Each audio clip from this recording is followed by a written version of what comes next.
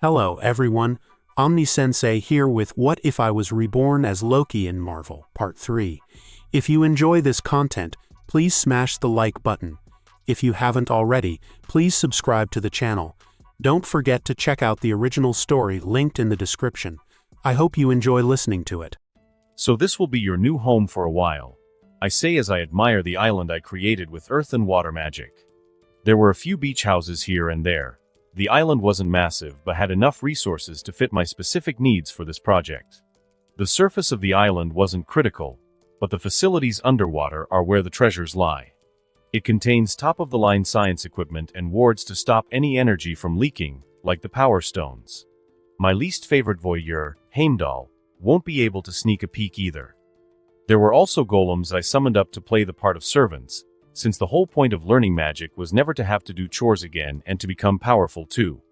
I am looking at the twins, and I see that they are speechless.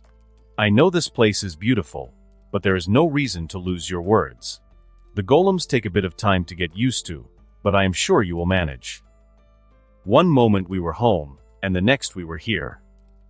The speedster who got killed by a bullet says, "Poor guy, I guess his brain isn't fast enough to get over the fact that we teleported." Teleportation, it is a wonderful art that I spent countless hours perfecting, I say.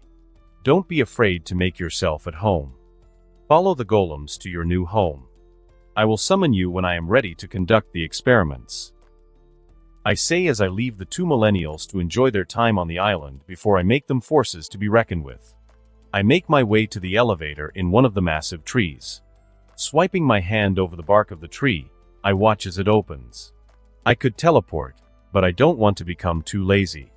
As quick as lightning, I enter, arrive at the facility, and then make my way towards my lab. Taking the power stone out of my hammer space, I insert it into Sortum, my faithful URU weapon / sometimes holder of an infinity gauntlet. I activate the stone and let the bare minimum of its power envelope the island. This will allow them to get used to the power stone by increasing their strength, which will help me unlock their magical ability later on without worrying about their soul corroding. An added benefit of this is that they will reach peak fitness in a few weeks without even working on their health. I am genuinely a generous host, I thought while ignoring the fact that I will steal their power later. Now that it is done, I have to play the waiting game. I am really in a hurry to gain Wanda and Pietro's powers since I already boast an impressive skill set. Making my way out of my lab, I head back to the surface. Seeing as I had nothing to do, I deemed this the perfect opportunity to get myself 2 minions. Hello there. I greet Wanda. She was lying on a beach chair, most likely getting a tan or enjoying the sun on her skin, something I appreciated since she was clad in a skimpy bikini. I am glad to see you are enjoying yourself. I would enjoy myself even more if I had access to more modest clothes. She replied, causing me to shrug. This is a vacation resort and part-time laboratory. Compared to what my guests usually wear, you are quite modest, I say. Nothing to be ashamed of though, for a rioter you are surprisingly stunning. Flatterer.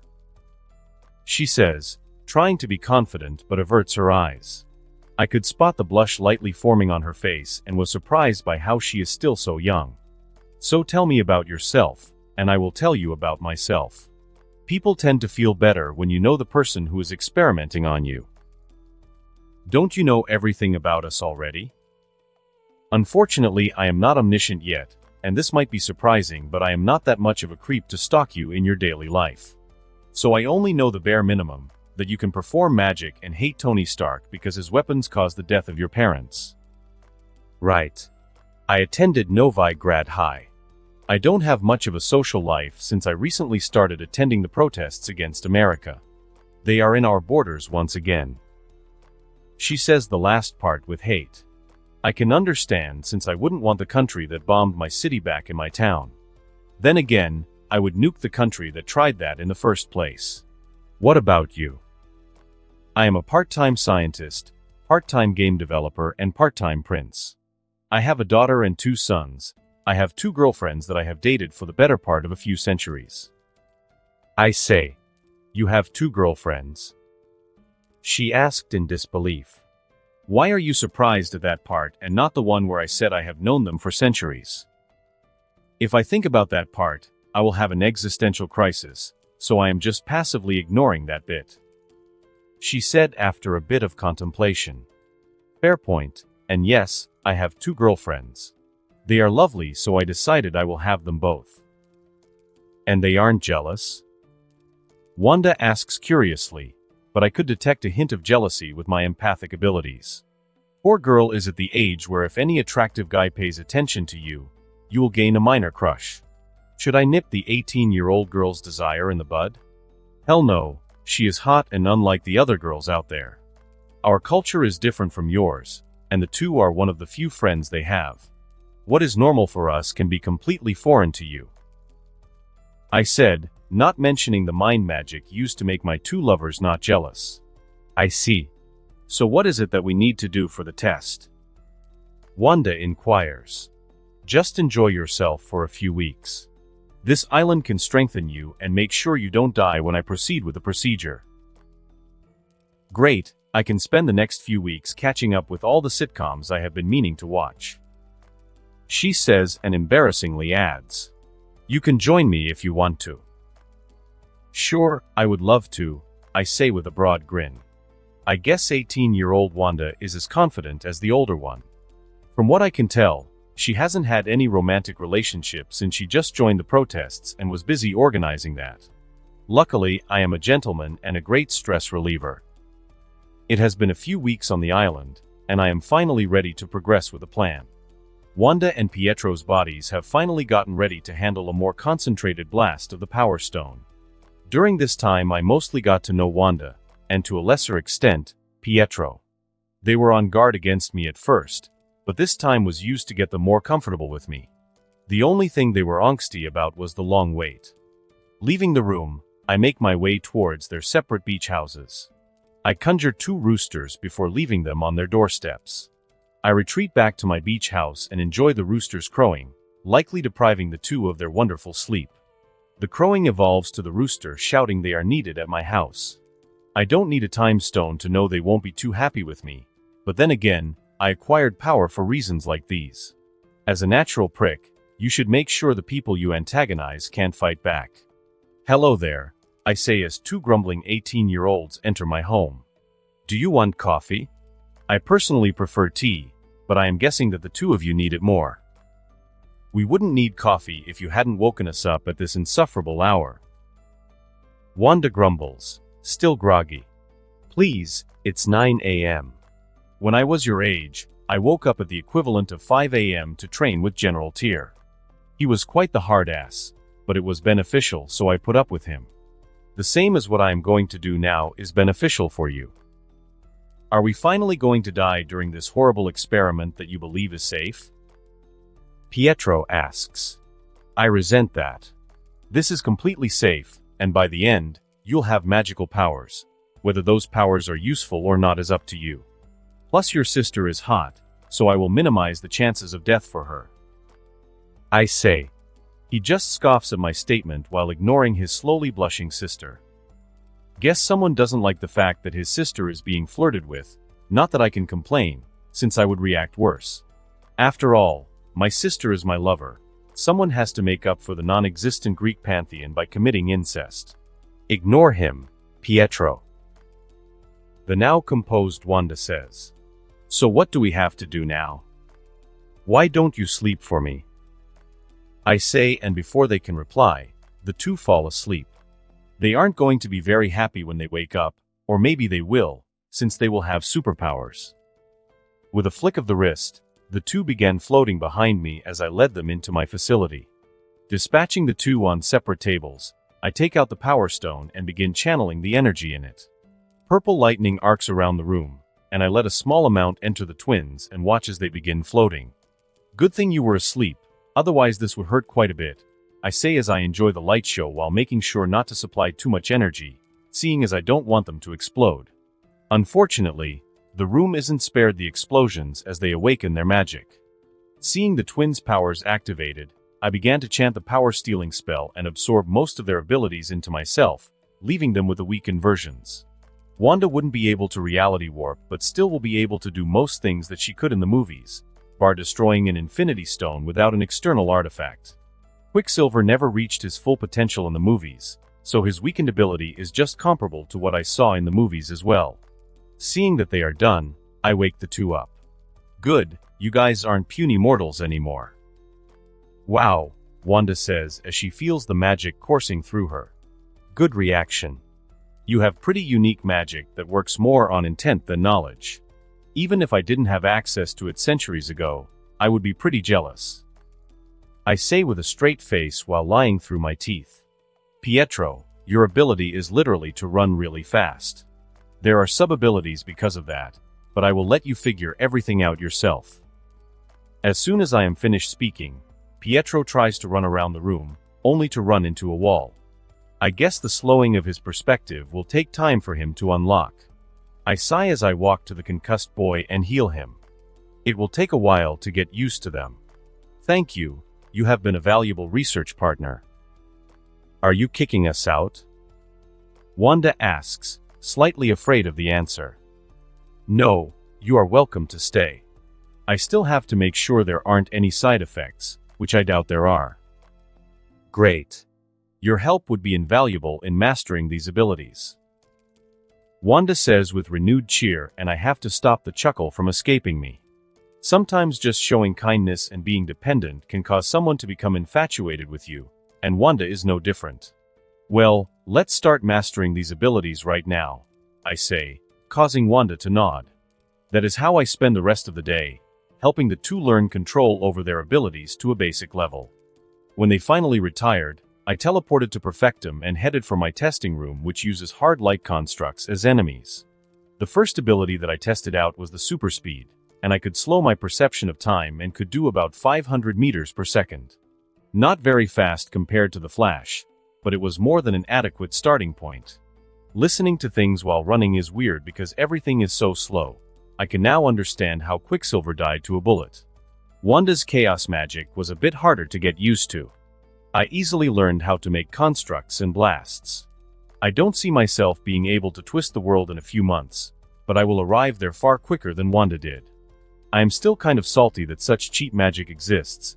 It feels like I wasted my life studying magic and any other subject, only for such a shortcut to exist. Probably how my professors in my previous life felt, being shown up by an underage child who was barely interested in their subject. I summon a few hard light constructs to fight against me and start my venting trip. Bullshit. What was the point of learning anything if I can just wish it into existence now? I ask in frustration while I mercilessly kill everything in the room. But Loki, your genius led you to this point. If you didn't learn, you never would have gotten these powers. Taking a deep breath, I stop my tantrum. I am not at the reality warping stage yet, and it would be foolish to become careless now. Since I am on Perfectum anyways, I can go do my parental duty and take care of my new child. Sure, I have regularly visited him in Jormungandr since my departure, but I want another best dad tea mug, and preferably from Dragok when he comes of age. Hella POV, I extract myself from the sleeping Elsa and Loki. Compared to humans, we have a far better recharge rate. Elsa and I can go days without sleeping, and when we do, we only sleep between 2 and 4 hours before we are fine again.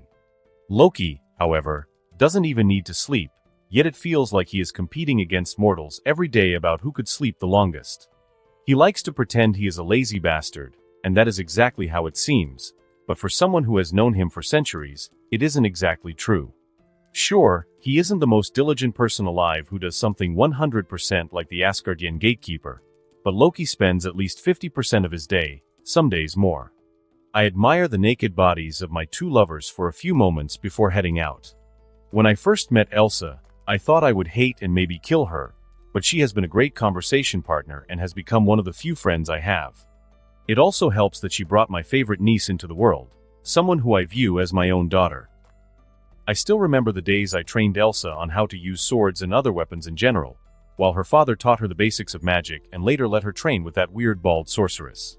It was honestly surprising, since I thought that he would have been a better teacher seeing all his knowledge of magic. I sometimes think that he can do everything well, and it leads to me being shocked and secretly happy when he proves the opposite. But the even more surprising thing is that Loki is shit at teaching someone more than the basics of any art. Even while teaching her the basics, He only succeeded because he rephrased his own lessons, from what I could tell. By the end of the lessons, he tried teaching her the stuff only someone at a master level could even comprehend and only offer the barest minimum of explanations. It was obviously trivial to him, but he thought it would be easy for an adolescent child. Thinking about his flaws reminds me of my flaws in general.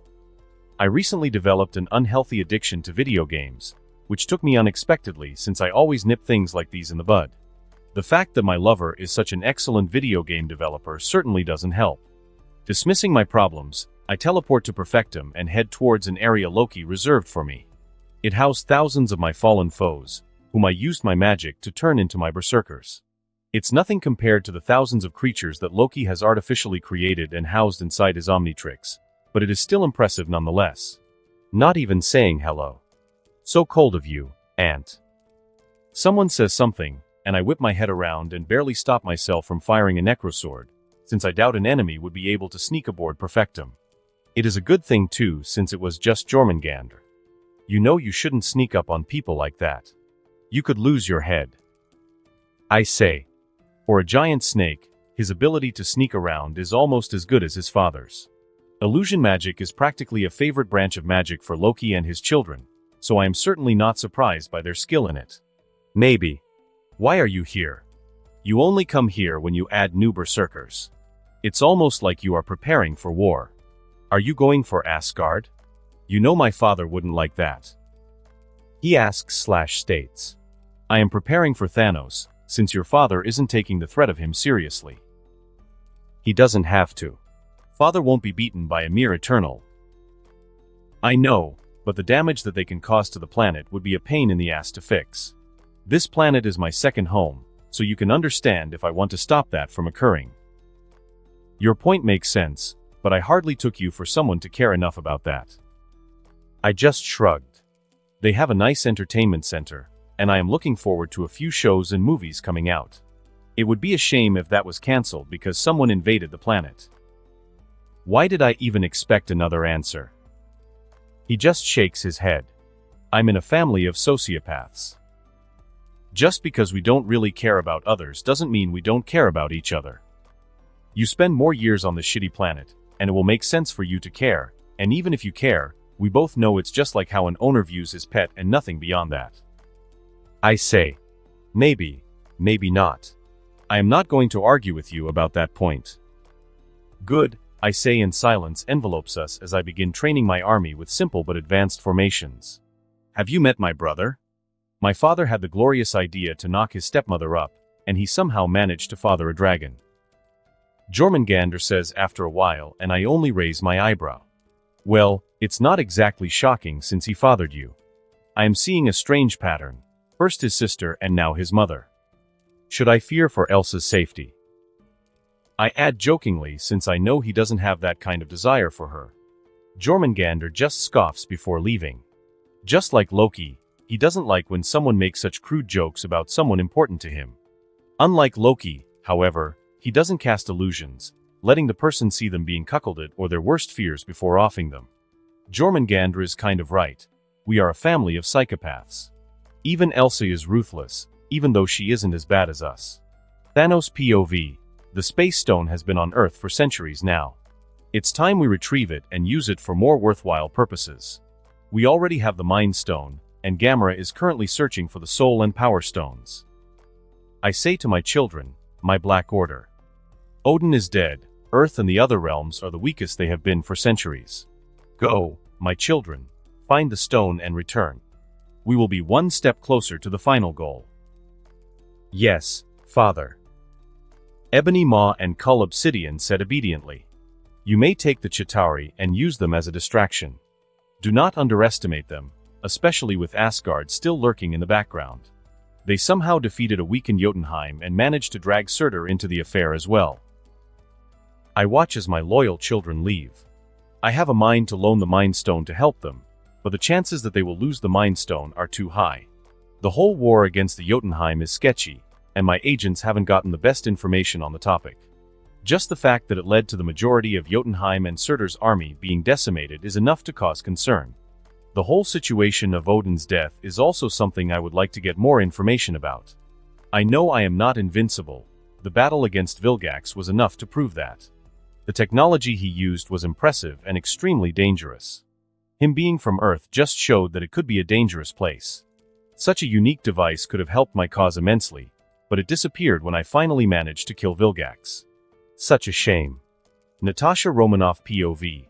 After weeks of investigation, I have finally found the leader of the criminal organization that is making waves in New York City. The organization started small but quickly bought nightclubs and hired mercenaries who had little information about the affairs of the organization. It then went on to wipe out or assimilate the rest of the gangs in their territory. All these details were insignificant compared to the fact that they took on the Hand and came out the victors. From all of S.H.I.E.L.D.'s investigations of the Hand, it was discovered that the group was ancient and had several members who were more powerful than base humans. The first Hand leader to fall was Madame Gao, and days later the rest of them fell as well. An ancient organization was ruined in just a few days. This piece of information was enough for S.H.I.E.L.D. to be wary of their capabilities.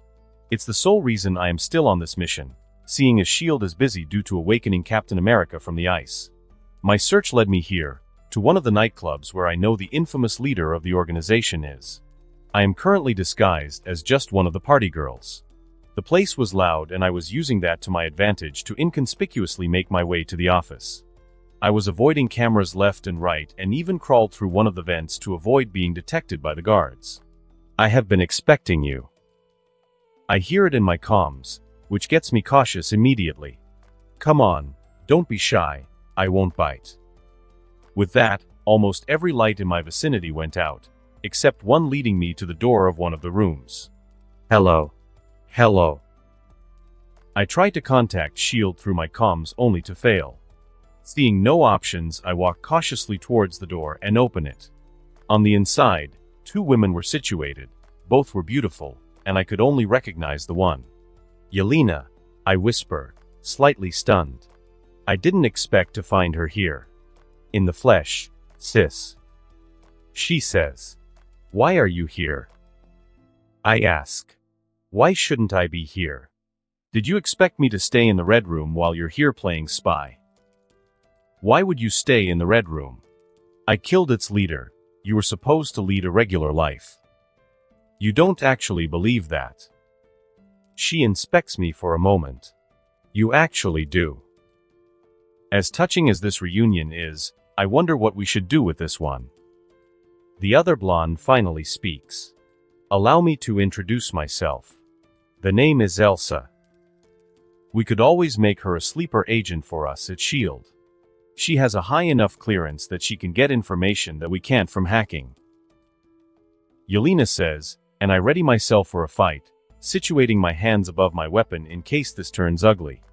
S.H.I.E.L.D., famous for their methods of not keeping their information digitally, since they know they have shitty hackers.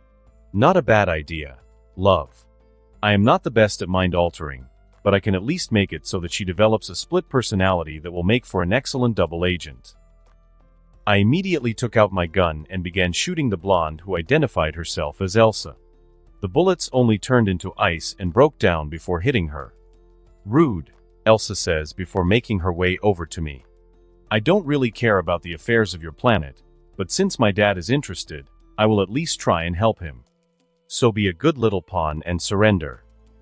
I take no pleasure in beating the helpless. I would rather die, I say defiantly, getting ready for close quarters combat. I first tried to look for exits but couldn't find anything.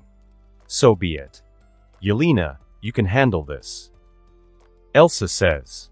Yelena immediately attacks me. I was stunned by her newfound speed and strength for a second before adapting. We exchanged a few blows, but she clearly had the advantage with her apparent super capabilities. I went to kick her, but my foot and leg went through her head, catching me off guard before she punished me for it. The last thing I saw was her fist going for my head before blacking out. Loki POV. I just had a meeting with Yelena, and she delivered me news of their acquisition of Black Widow as a reluctant minion. Elsa gave her a split personality that would give us information when Black Widow is sleeping. Of course, they also removed her memory of what really transpired that evening. I am surprised by Yelena's initiative to basically mind control her fake sister, but I attribute that to her own mind altering that makes her loyal to me. Also, The fact that she believes Natasha abandoned her when she left her with the Red Room probably made her salty. While investigating the Red Room to find Yelena, I was honestly impressed with their business.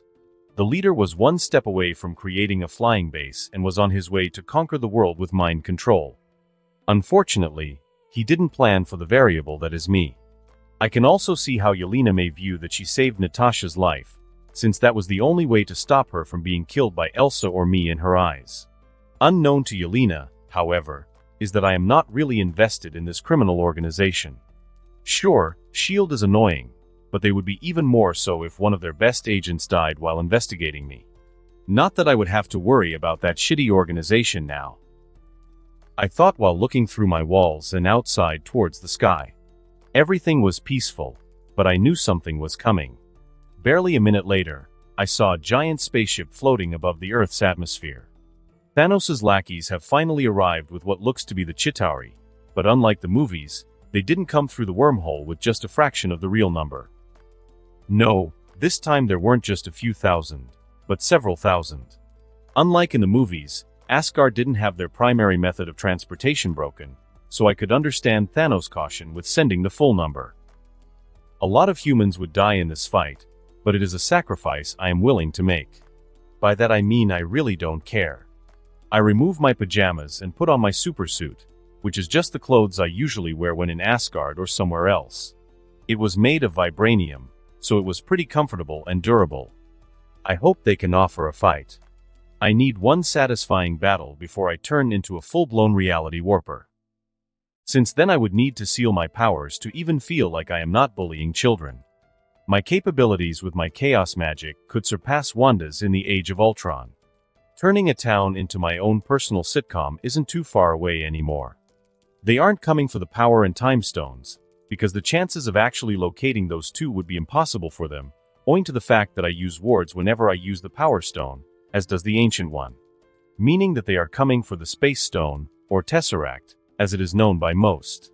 If my memory serves right, the Tesseract is currently being experimented on by S.H.I.E.L.D. in a base in Nevada. The Mojave Desert to be specific, and likely their target. Running out of my penthouse, I make my way to the desert. I could sense the fear of the inhabitants of Earth as I ran at the speed of sound. Not surprising since the mothership that housed thousands of aliens blocked the moon. It would take me about 4 hours of running to get to the base at my current speed. I don't teleport since I am not in a rush. My name is Barry Allen, and I am the fastest man alive. I thought while increasing to Mach 2 and then Mach 4, which was my current limit. The Flash TV show was surprisingly inconsistent. I remember watching one episode where he was beaten up by a guy with a cold gun. I have seen guns that are faster than my current speed in this life, but those were advanced alien weapons and not ones made by humans. My speed has developed nicely, even though I don't give as much attention to its training as the chaos magic. This was for obvious reasons, since chaos magic is much more versatile and powerful. Ebony Maw POV, we have the location of the stone. One of my subordinates told me, "Good, prepare a small ship for us to head there. Deploy the Chitauri as well. I want 50% of the population dead by the end of our expedition. It will serve as a distraction from our main purpose as well." "Yes, sir," he said before leaving to fulfill my orders. Minutes later, and I am on a smaller ship with my brother, Cull Obsidian. We were currently traveling to a desert where our locators picked up the energy signature of the Infinity Stone. Asgard will try and counterattack as soon as their armies are gathered. Fortunately, we have more soldiers than what they have. "We have quantity but they have quality," Cull grunted. "They have a mere 10,000 soldiers, and we have more than 100,000. I doubt they would even send their full number since they would be vulnerable then." I replied. "Plus, when we get our hands on the Infinity Stone, they won't be able to stand a chance." "If you insist, brother," Cull says. Looking outside the window, I watch as the Chitauri begin attacking the cities. There are currently 7 billion people on the planet, and they will stop as soon as they sense that they have reached the number of 3.5 billion. While the various militaries try and deal with them, we arrive at the location of the Space Stone. We land and exit the spaceship. The humans shoot their insufficient weapons at us, but I simply deflect them with my telekinesis. Kull, meanwhile, is rampaging through them. They had uniforms with a name shield on them. I deflected the blood of someone who Kull cut in half and continued to make my way inside. Anyone who got in my way, I sliced apart and threw away. I finally arrived in the room that housed the Infinity Stone.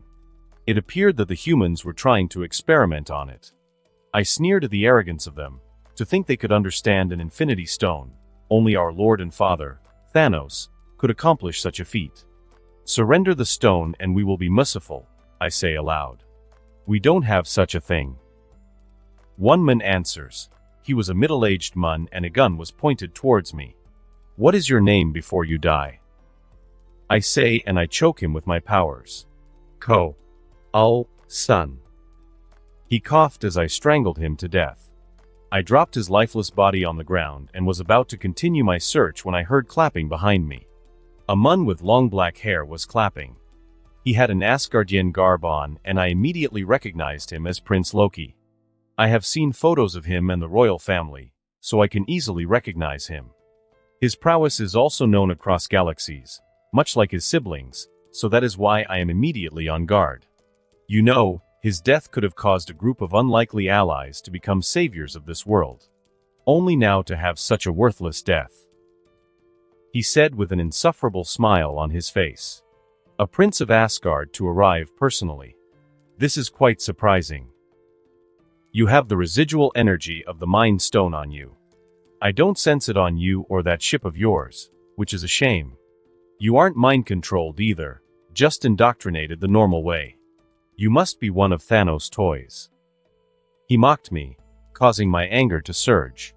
Heathen, I say before throwing every object in the room at him. It's better to go all out against him. With that thought in mind, I begin collapsing the roof as well. With his physiology, I doubt that would kill him, but it is better than nothing. Loki POV, floating through the rubble, I stand face to face with a Voldemort copycat. What is it with psychopaths and their hate for noses? Intangibility for the win. It is truly one of my favorite spells I have ever created. Nice try. I reckon you can finally kill Harry with that trick. I say completely unharmed. Do you know the costs of fixing this building, though? You are fortunate that it isn't mine. Otherwise, I would have taken you to hell and gotten someone to torture you for a few centuries. You're unharmed. He says, and with my empathic senses, I can feel the malice he is transmitting. I guess he doesn't like when he is shown his best attack is useless. It doesn't matter. We will see if you survive this. With that, he transforms the rubble into countless spikes and sends them to me. Cute, but I have been dealing with Hela and her shitty swords for centuries. I don't even go intangible and just use my super speed to dodge everything. I can tell he is shocked by my speed and plans to retreat right before I deliver a punch to his head, almost taking it off. If I added even a little more strength, it would have succeeded, but I opt to leave him alive since his mind would be perfect to plunder. He was currently unconscious, so I created a portal to my prison on Perfectum before throwing him through. I will leave Kull to continue his rampage, since maybe he could cause the Avengers to be created or a similar group. I am a bit irritated that they didn't bring the Mind Stone, but it made zero sense to depart with it if they were hunting it so I could understand. I was about to teleport away but then stopped and collected the Tesseract. Poor Fury will have a shitty day tomorrow. Magni, I don't understand why I am sent on this shitty mission. The last time I was told to do something by a king of Asgard, I lost my fists clenched at that thought. Grabbing the URU gauntlet my father commissioned the dwarfs for me after he ascended the throne. Like my father's weapon, this one had a special ability too. Mine could almost double my strength and durability. I was just as strong as my father without his hammer before I got the gauntlet. Now I surpass my father's strength. On the bright side, I can use this chance to relieve some of my pent-up stress. With that thought in mind, I make my way to the observatory and signal Heimdall to transfer me to that waste of a planet where most of the enemies are located. Damn dessert. I scoff before allowing my gauntlet to fly me to the closest Chitauri scum. I give it a punch, breaking its neck before moving on to more prey. They were going to a city a few kilometers from this desert. I tear a couple more to pieces before moving to the city named Las Vegas, according to the sign. It was a shit show. Buildings were being destroyed, people were being gunned down by the enemy, and a giant green beast was fighting a giant flying whale. The beast landed a mighty punch against the whale, sending it flying through a giant building, which probably killed a few hundred people. Not that I care what happens to the plebeians of this planet. It was impressive, and I didn't like being shown up by a beast, so I immediately searched for another so I can show the planet the might of the Crown Prince. It doesn't take me long, and as soon as I see it, I punch my hardest, sending it flying into the sky. I wanted to hit it against the building, but I didn't want to be lectured by my father about being dismissive about collateral damage. I see they brought the riffraff. The familiar voice of my cousin greets me. "What are you doing here, half-breed?" I scowl up at her. I was doing this mission to get my annoyance out of my system so I wouldn't have to deal with an annoyance. Did those elvish bastards smarten up and throw you away? I see you got a new toy for you to play with. She points at my gauntlet. Figure since you can't spend your nights alone with your right hand anymore. To hell with you, I say before throwing a car at her. It gets split apart by her filthy ice magic. Jotun scum. As much as I would enjoy trading insults with you, I have to deal with these Chitauri who are trying to destroy one of my favorite cities. She says, "Take the comm. It is connected to a group of individuals who are fighting this army too." She hands me the device before flying away.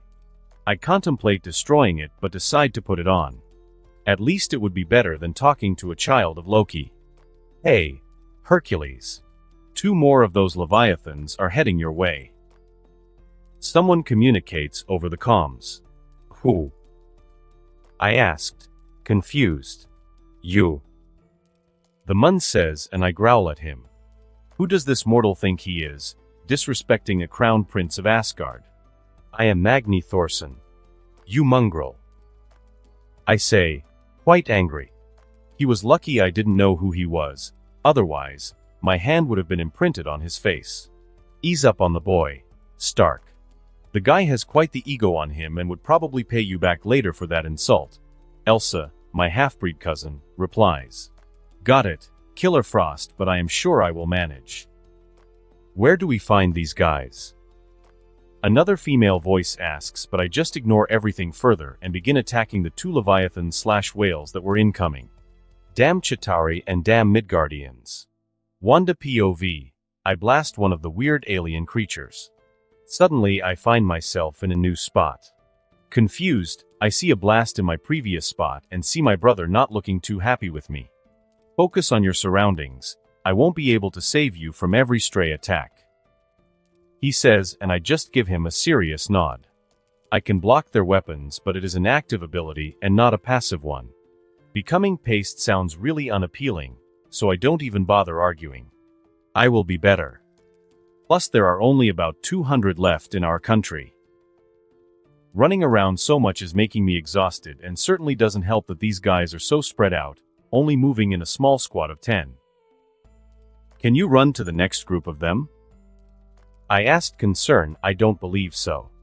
I may have super stamina now, but I have already run us through May 8th of the country. I can try and heal your exhaustion. I haven't practiced healing with my powers, but Loki has told me it is possible. I'd rather not die because of your being inexperienced.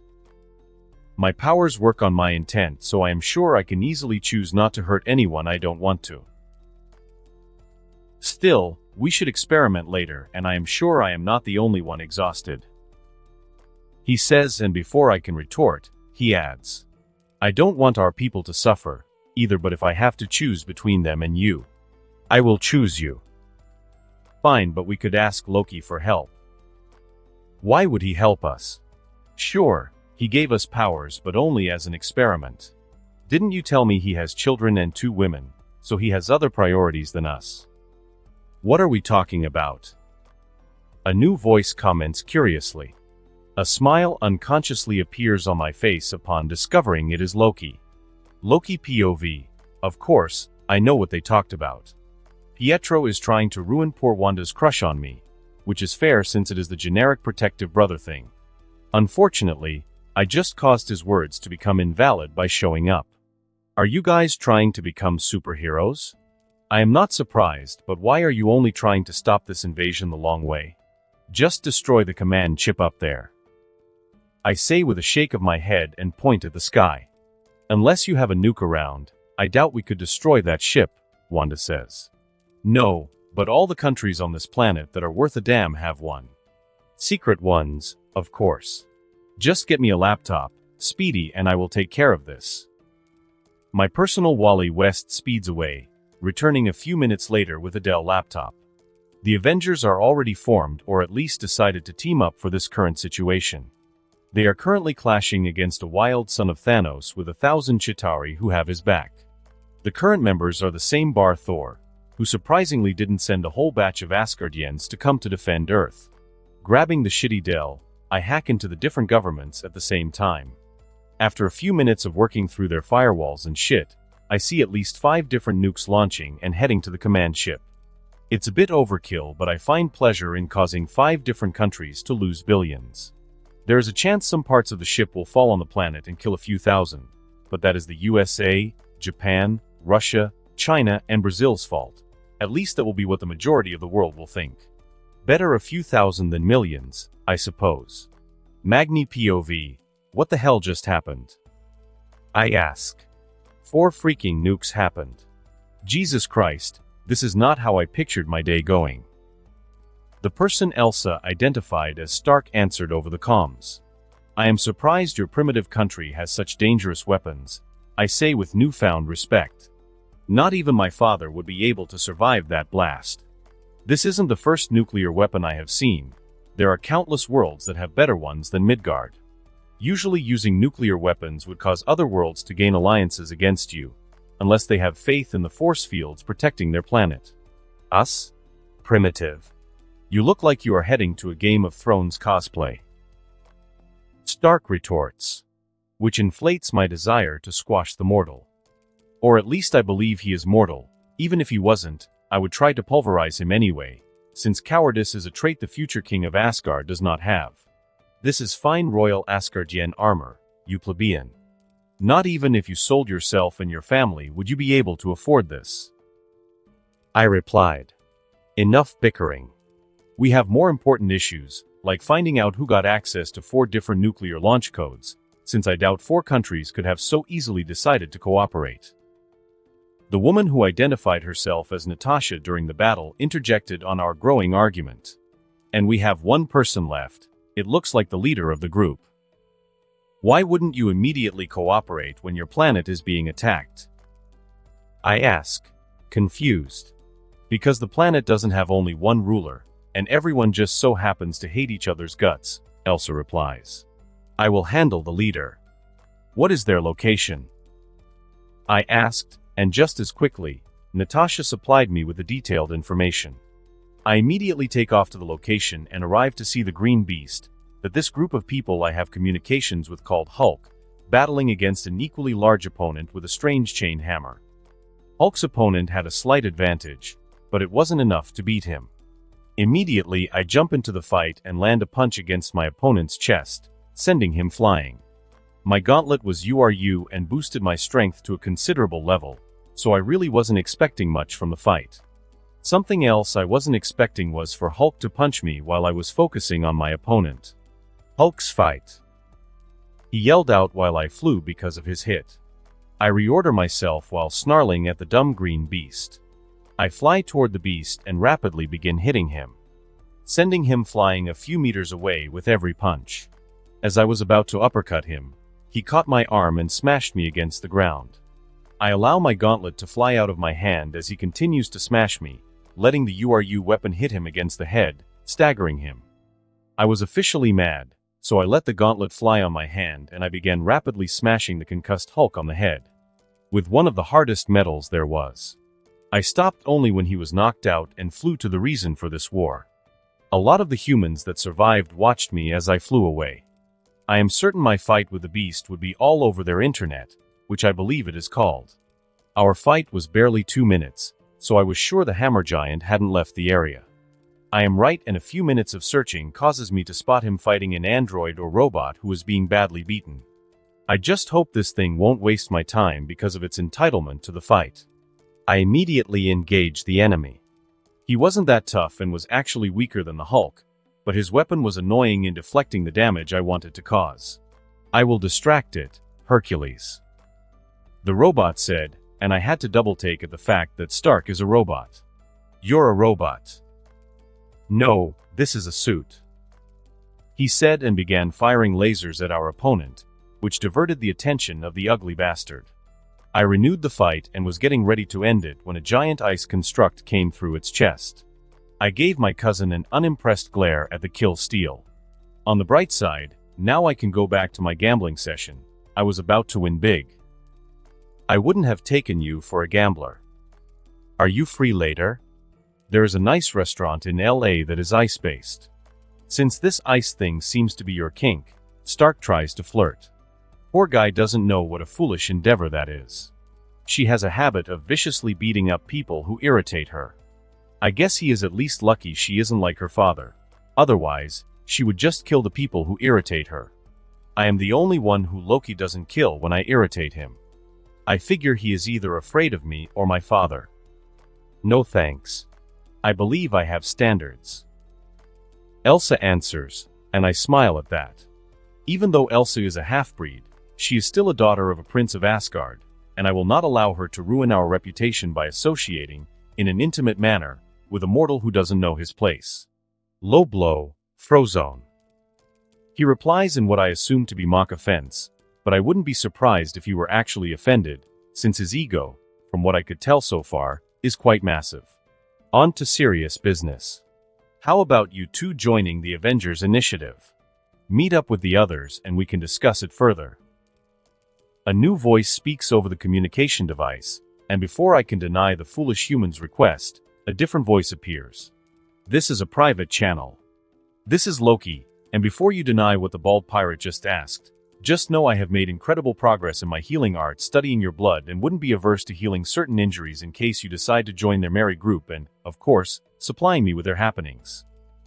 Loki answered over the comms. I let out a growl of frustration. Being blackmailed isn't how I wanted my day to go, but it is certainly better than being injured. Fine. Loki POV. I laugh at the turn of events.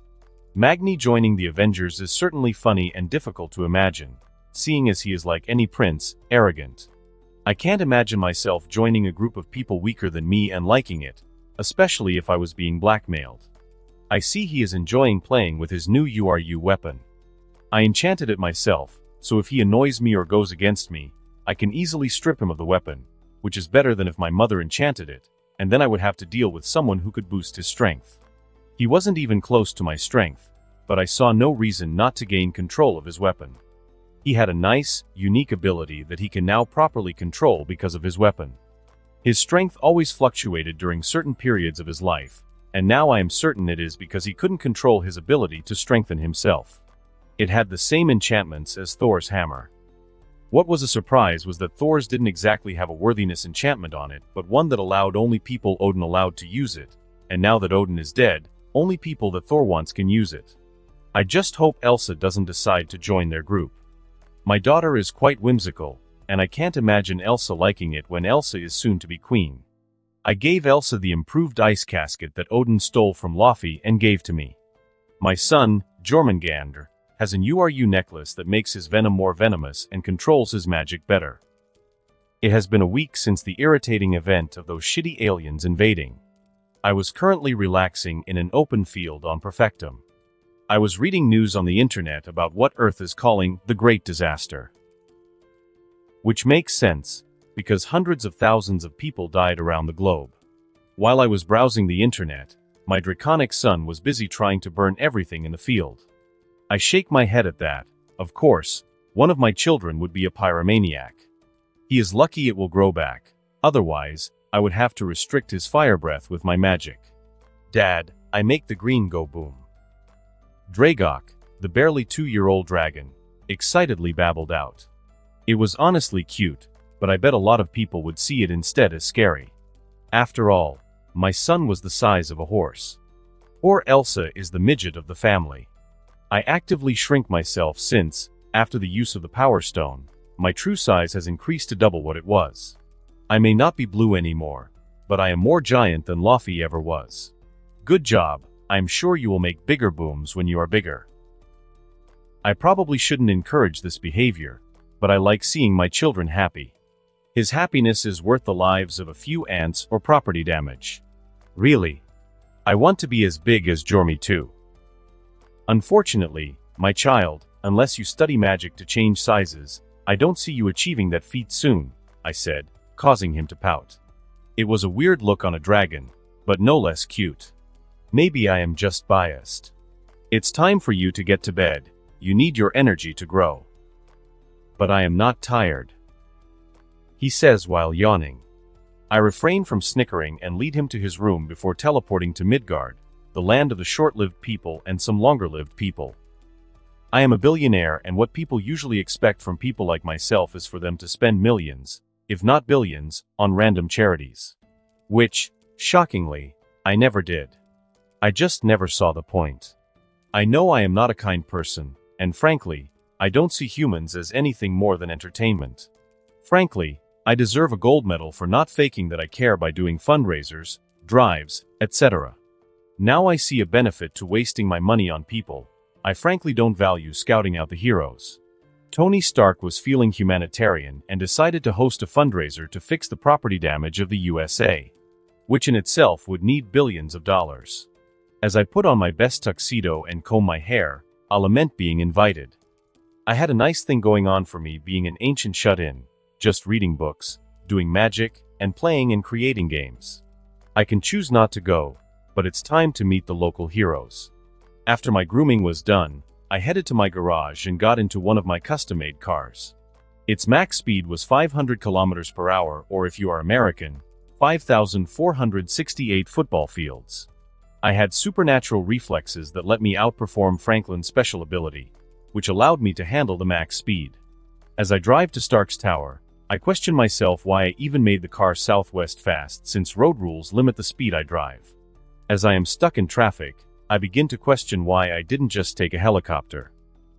New York isn't actually known for its clean streets. After 30 minutes since I got into the car, I finally arrived, even though I live just a km away from the tower. If I hadn't had a mini TV in the car, I would have probably just given up on my quest. Showing my invitation to the security guard, I enter the tower and expect him to lead me to the place, but he just points to the elevator. How am I supposed to know what floor I am supposed to go to? I asked. Just enter the elevator. It will automatically lead you to the right floor, he said. I just nod toward him and enter the elevator. If I didn't know better, I would think this is hella sus. He let his AI be an elevator doorman thingy. I am surprised Jarvis hasn't tried a Skynet. The elevator music wasn't too bad, so I had to give that to Stark. I arrived at a giant room that could house a regular person's house. There were a lot of people here, either journalists or rich bastards. I guess I could count as one of the rich bastards or the rich bastard, since I am the richest here. Although I spend most of my focus on game development, I don't neglect YouTube or Netflix, which are my major revenue services. That isn't even counting all my treasures through the centuries I have accumulated. Hello there, I said as Tony Stark came into my view. I am surprised you invited me, and even somewhat more surprised that your invitation letter reached my very private penthouse. Not really, since I never tried to hide, and my AI is far better than his. What I don't know, however, is his intention. A quick peek into his mind reveals that he has recently studied Norse mythology, which is unsurprising since 2 Norse figures showed up and helped the other day. With me having the name Loki and my company's name having a correlation with the name Loki, it is obvious why he would suspect me. Upon trying to investigate me with his AI, he found out he couldn't hack my cameras. I just wanted to invite the second most wanted bachelor. Give you a chance to do some good. Second best. Aren't you 40 or something? I raise one eloquent eyebrow. While I am more than 1,000 years old, I still have the looks of a mid-20-year-old, unlike the wrinkly guy in front of me. Semantics. Semantics. I like to think I aged like fine wine. You know, as the kids would say, I have a bit of a DILF aura. Tony said. I am surprised you came, though, since you're famous for being a recluse. Finally decided to leave the video games. I wanted to meet the Avengers, see what is with all the hype, I said, trying to ignore the part where he referred to himself as a DILF. I hear this place will turn into a base for them. It's good with real superheroes moving here. I would feel so much safer. Did I imply he was a subpar hero compared to the rest? Yeah, but the dude mocked my love for video games. So I could afford to be petty. They are all here except Magni, the supposed god of strength of Norse mythology.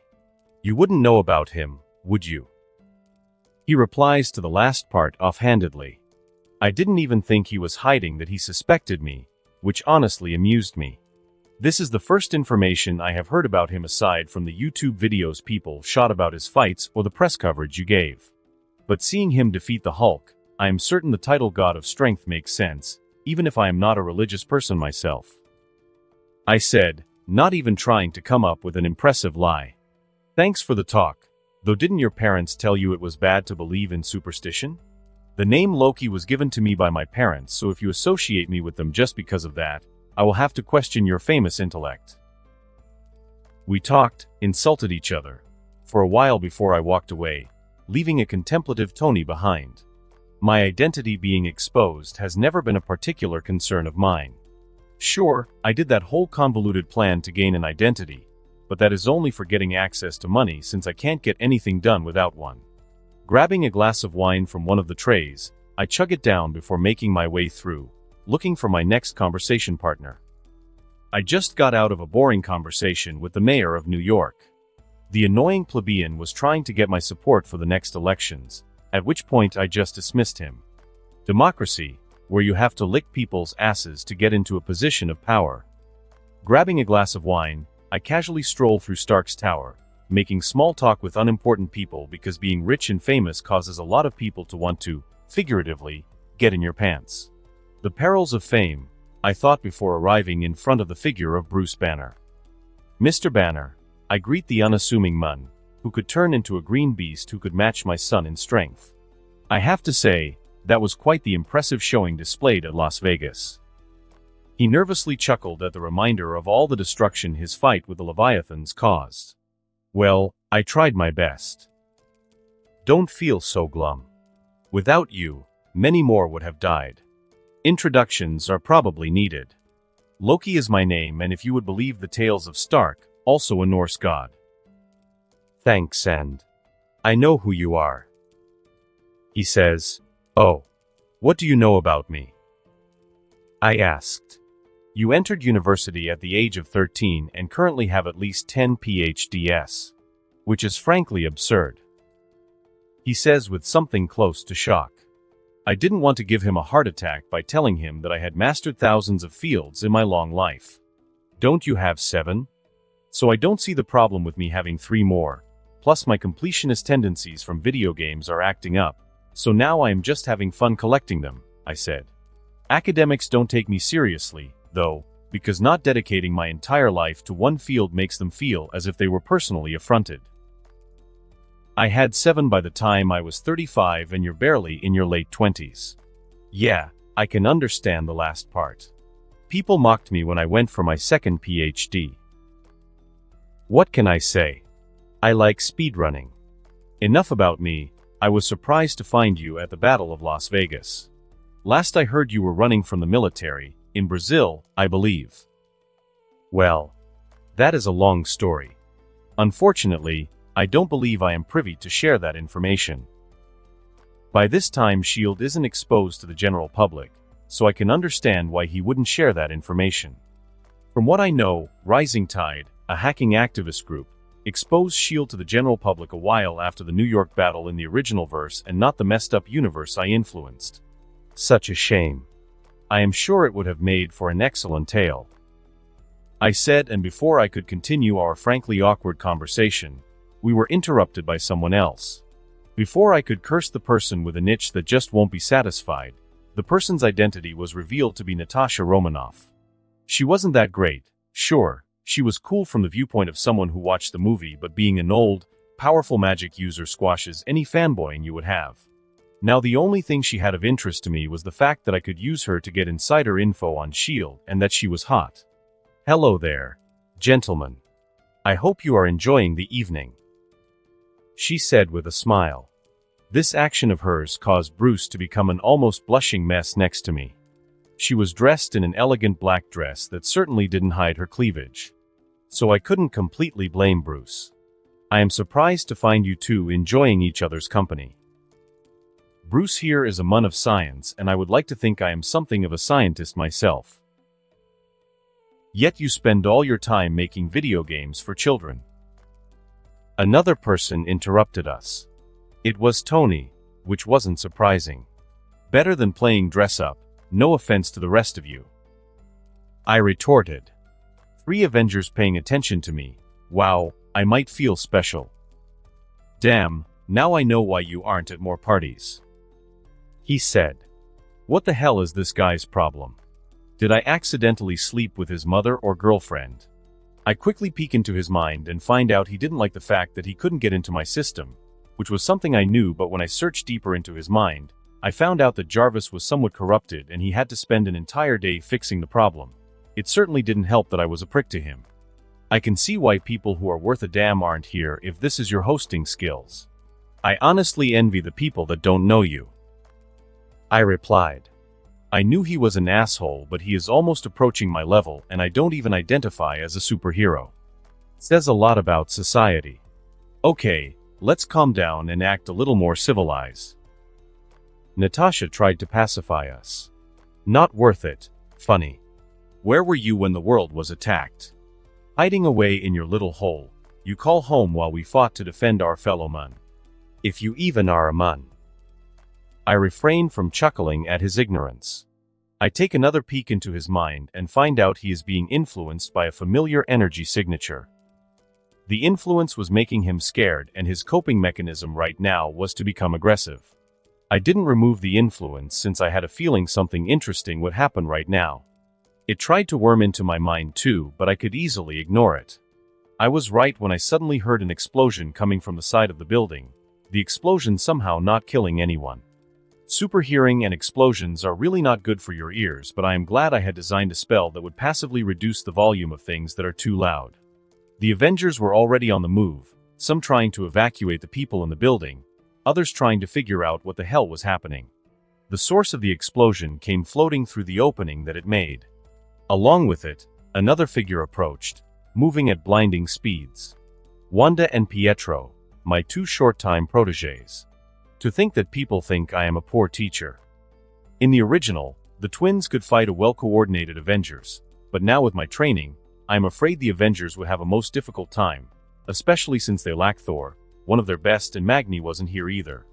Red energy constructs menacingly encircle the Avengers, and I had to stop myself from summoning a bucket of popcorn to watch this entertaining piece. Give us Stark and we would allow you to leave, Wanda stated in her enticing accent. Girls threatening people would be a red flag for most people, but I think the hottest person in the world is Hela. So you can see my tastes aren't vanilla. And if we don't?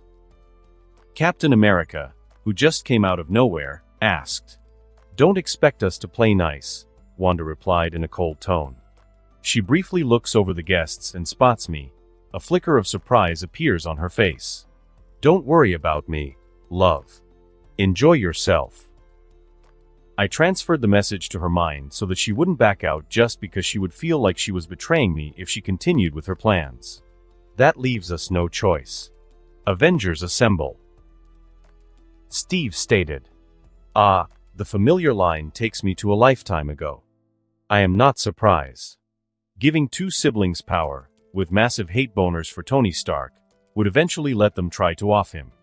I didn't care if he died, I barely had a relationship with him, and we definitely weren't friends. He also wasn't very important in the grand scheme of things. Sure, he wiped out Thanos, but that was something I could also do, without letting the snap occur in the first place. Canon was something the weak depended on, and after a millennium of living here, I am certainly not weak. Currently, the Avengers were ready for a fight, but my mind magic clued me into the fact that they were fearful. They normally wouldn't feel fear to this extent, but Wanda is proficient with the mind, not even close to my level but enough for people with 0 mind defenses. Hearing a massive roar, I immediately know that instead of fear, Wanda is letting the Hulk become angry. Which could be either smart or stupid. Smart if Hulk decides to just fight everyone, and stupid if he singles out the twins. Another bad part was the fact that I was in a conversation with Bruce Banner just a few moments ago, which means he was close by. Looking at the now transformed Hulk charging in my direction. Channeling my inner dark soul, I smoothly roll out of the way. He wasn't going after me, so I didn't have to worry about another attack. I create a clone, turn myself invisible and command the clone to act like a normal civilian and evacuate this part of the area. "Shit, Jarvis, get me my suit," Tony exclaimed. "Also use the device Magni gave us to communicate with him. Get him here pronto." "I see, you won't even let us take him without interfering," Wanda said before blasting them with red energy.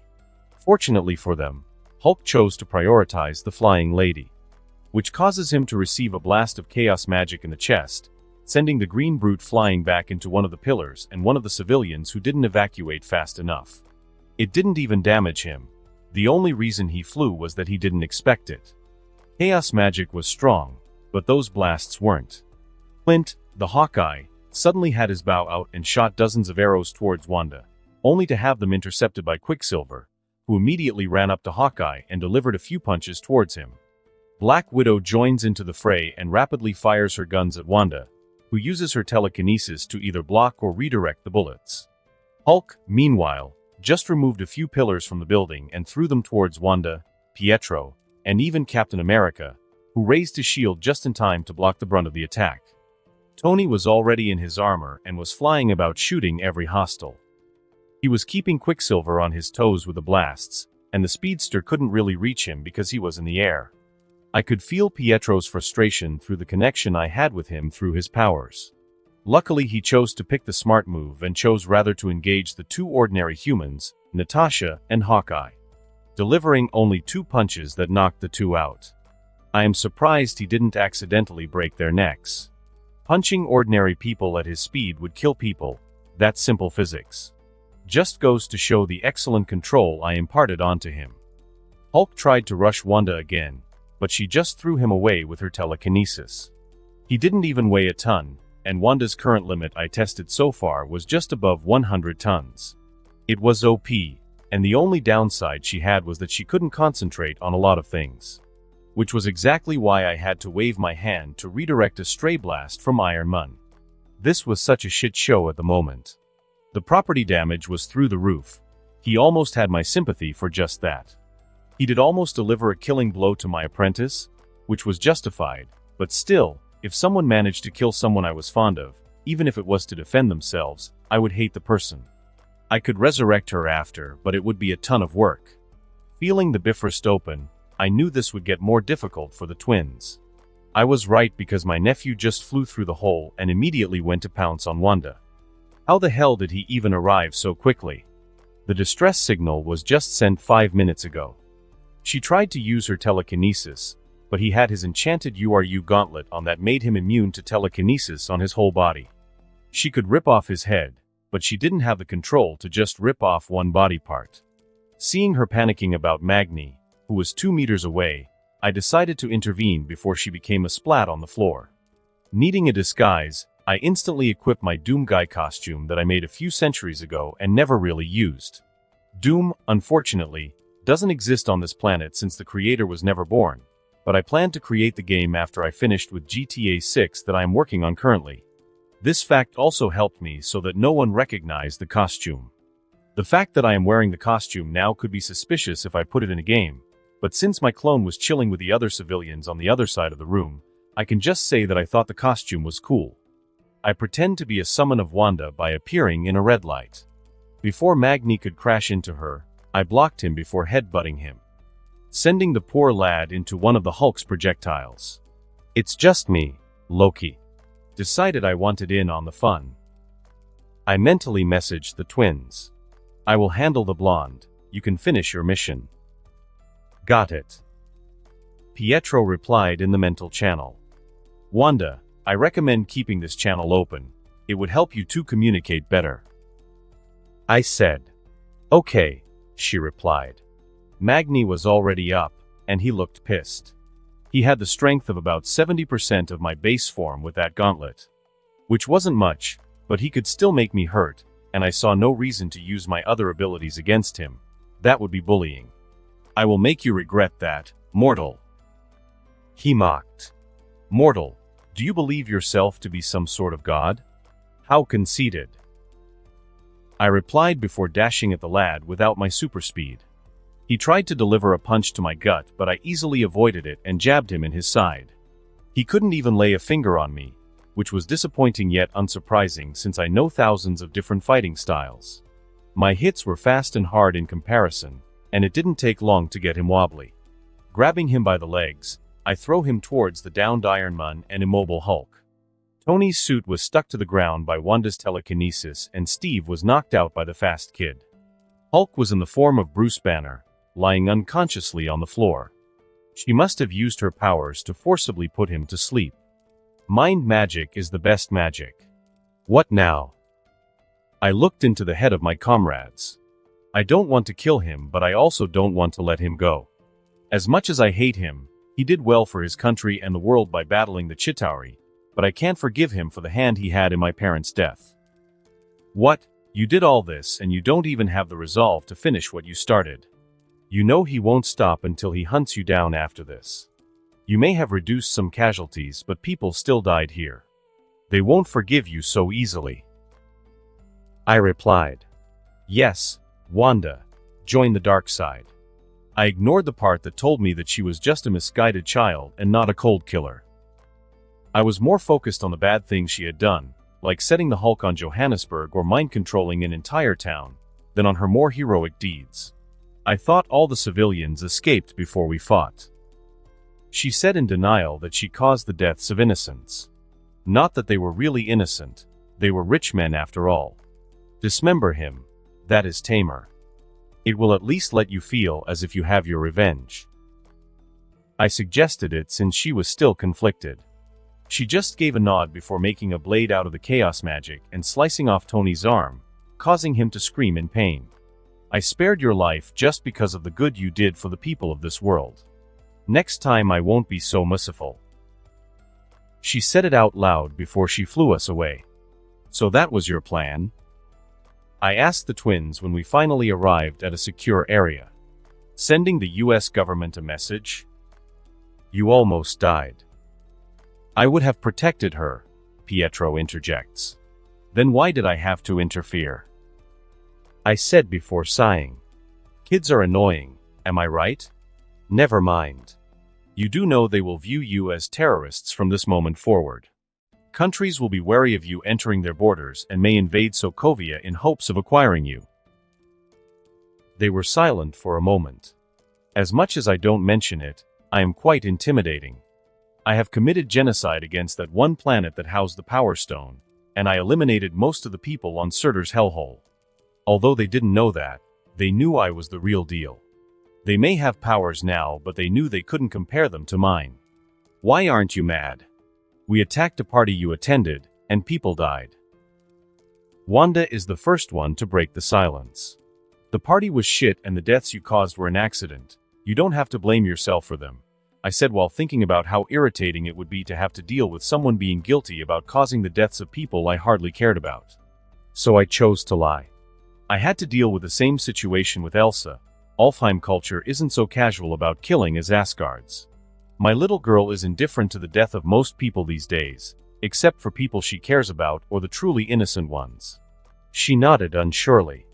I knew she would be fine in a while, so I didn't bother trying to comfort her further. She was made of stronger stuff than most mortals, figuratively speaking. They were just peak humans, nothing like Yelena, who got a brain that strengthened her and gave her powers. I spend the next few hours just relaxing with the twins before teleporting home. My first destination was the kitchen. I didn't need to eat since I had a ton of methods of restoring my energy, and even depleting my energy was difficult. That was no reason not to eat, though. Eating was one of the greatest things to do. Sex can't even compare. After my nice eating season, I decided to look for Hela. I have been busy and haven't had time to meet with her as much. Spreading my senses, I locate her. She was in the simulator room, fighting against armies of enemies. Teleporting directly next to her. I narrowly avoid her blade trying to slice me up. Are you trying to die? Why did you startle me? The door was locked, I said, not even trying to come up with a better lie. No, it wasn't. She replied. Okay, you got me. I was bored. I reply. She rolls her eyes. Of course, you would do something so stupid because of boredom. Still, I understand. I am bored as well. Waving my hand, a couch appears. Without waiting, I take a seat and pat my lap for Hella to sit. She does it moments later, comfortably relaxing on me as if I were a seat. So what is something entertaining that we could do? I ask and I relax my head on her breasts. If she is using me as a seat, I can use her breasts as a pillow. As a master alchemist, I somewhat believe in equivalent exchange, unless it is inconvenient. The Andromeda Galaxy is looking delicious right about now, and frankly, I miss conquering something. I know you don't want me to kill our brother or your mother, so I believe that galaxy is fair for conquering. You've barely had your body back for a few years and you're already having the itch to conquer a galaxy. I shake my head at her. The Kree and Nova Empire would be your enemies if you tried to conquer their galaxy. They are weak. I was strong before I met you, and since then I've only gotten stronger, she said. True, they are large though. It could be fun, though the administration after the war would be less so, I said, considering the idea. You can make that AI of yours, Empress. I scoff. What am I, a Kree? I have a bit more self-respect than that. Fine, I will try and keep the kingdom functioning. You can play the role of the Emperor in the background. That honestly sounds better. The only cons that I can see are that responsibility is shit and that a lot of attention will be on me. A lot of people's attention is already on me since I am a prince of Asgard. A kingdom that is basically an empire. The aversion to responsibility is also something that I should grow out of. I am already 1,000 years old and I feel like ruling a planet is a perfect opportunity.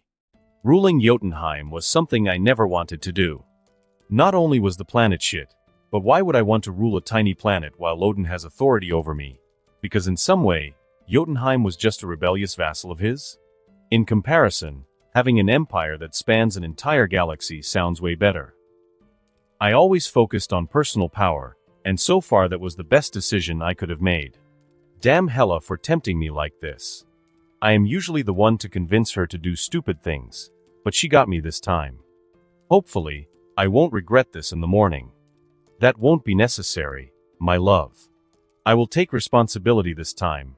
I will be a good emperor this time, I said, causing Hela's eyes to widen. Why do I have a feeling your suggestion was just an over-the-top idea for you to marry me? You know you can just ask. Of course not, I am not a coward. Really? You wouldn't be opposed to the idea of marrying poor old me, though? No. I deserve only the best, and that is exactly what you are. Good, so Hela Odin's daughter, would you like to get married before conquering the universe with me? I said, only for Hela to force her lips on mine. My hands were possessively groping the body of my newfound fiancé. My hands were on her supple ass and her back before I could even process what I was about to do. With a quick application of my magic, we were both undressed. She was grinding her crotch against mine while ferociously making out with me. With a growl, I sheathed myself in her with a single thrust. Usually, such a move would destroy someone's insides, but Hela was Asgardian. And even among Asgardians, she would be like Captain America is to average humans. I dismissed the thought of Steve before I would lose my boner, and continued thrusting into Hela from below while she rode me like how moms ride Xbox Live 12 years. I considered the idea of impregnating her just so that I could suck the milk from her. It was a tempting idea, but as much as the idea of a heavily pregnant Hela on the battlefield amuses me, it is also very stupid. We continued the night in bliss before I left an exhausted Hela on the bed. I wanted to enjoy cuddles, but I had preparations to make. Just as that thought entered my mind, I wanted to slap myself. Summoning a clone, I send the poor schmuck to perfectum before joining Hela in bed, spooning the lovely lass. My first order of business is making sure my army is sufficiently powerful. I could try to conquer worlds without them, but that would be tiresome. Hela and I are extremely powerful, but the famous saying, work smart and not hard, isn't famous because it is wrong. I was currently on Perfectum where Jormungandr and my draconic son reside. It wasn't time to bother them yet. My youngest son was too young to be entangled in a war, and I would prefer it if Jormungandr were here to look after him. Arriving at my treasury, I go toward the Omnitrix. I created it originally to just be able to change into various different alien species. It was a smart move that caused my skill set to become more versatile. It would have become one of my best tools if my magic didn't take the spot. Still, it was powerful, and even more so since I found out how to bring the creatures into reality as my personal summons. They were a decent army, way better than the Chitauri but limited in numbers. As of this moment, I can only materialize about a few thousand of these creatures. They were more quality than quantity. If I want to look at a quantity though, I can just look towards Hela's little groove. I can see how my family learning about me marrying the one who killed their father/husband is a problem. Luckily, I have a genius idea for that fallout, and that is letting it be the future Loki's problem. My mother is less likely to find out since she doesn't pay attention to politics anymore and has practically retired. As for the problem about the one who helped Hela fight the others, I can just pretend I killed him and forced Hela as my consort. It's a shitty plan, and as I said, it's future Loki's problem. I detach myself from my musings and focus on the task at hand. I gathered the forces, my few thousand soldiers and the millions of other creatures Hela slaughtered throughout the years. The ones Hela killed were the species in the realm she was imprisoned in and the ones she met over the centuries since I freed her. They weren't the best since Hela's body was limited. She could use her magic but was a glass cannon. With those ready, the question is what to do next. The Nova Empire and the Kree Empire are in the process of trying to forge a peace treaty. It is barely in the negotiation phase and it can take weeks before real progress is made. That estimate might sound ridiculous, but we are dealing with the Kree.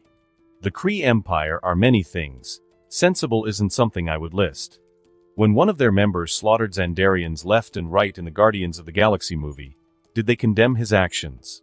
No, the ambassador was like, "Nah, mate, that isn't my problem." Should I use subterfuge to get the two groups fighting once again while I sneakily conquer their worlds, or choose a more reckless approach and decide to fight a war on two fronts? Decisions. All I know is that I want it to happen with a bang. Another situation is the convergence that will be occurring in a few weeks. It isn't necessarily a problem, since without the Reality Stone Malekith would be nothing but cannon fodder. Although not a problem, it is a huge opportunity since it would allow me to get my hands on my most sought-after Infinity Stone. Irani Rail POV. I am not looking forward to another meeting with the ambassador of the Kree. I have never in my life met more of an irritating creature. I prepared to shoulder through since it is for the benefit of my people, the Xandarians, and the rest of the Nova Empire. Unfortunately, the Kree Emperor wouldn't be able to attend due to various reasons, such as his people rioting when news of the peace treaty was discovered. He was one of the better Kree members that I have met. My musings are interrupted by the arrival of the Kree ambassador. Ambassador. I politely greet the bald Blumen. This session is being recorded for the public of not only the Nova Empire but also the Kree, so it was important for proper conduct. It was supposed to be a secret affair, but since the secret has already been exposed, there was no point in hiding it any further. Nova Prime. Can we make this quick? I have important business to conduct, he said dismissively. I simmer down my rage at the prick. As if ending centuries of war isn't important enough to him. It is prudent that we figure out how to settle this agreement as quickly as possible, for the good of the people. I have told you, we won't accept the terms until Xander has given us compensation for all the deaths it caused our kind for centuries.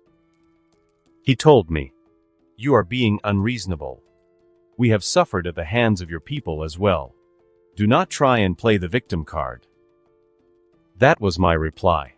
My tone was stiff since I didn't want to display my distaste for him in front of billions of people watching. State your terms for this and we will state our terms. He scoffs at me. What terms do you want?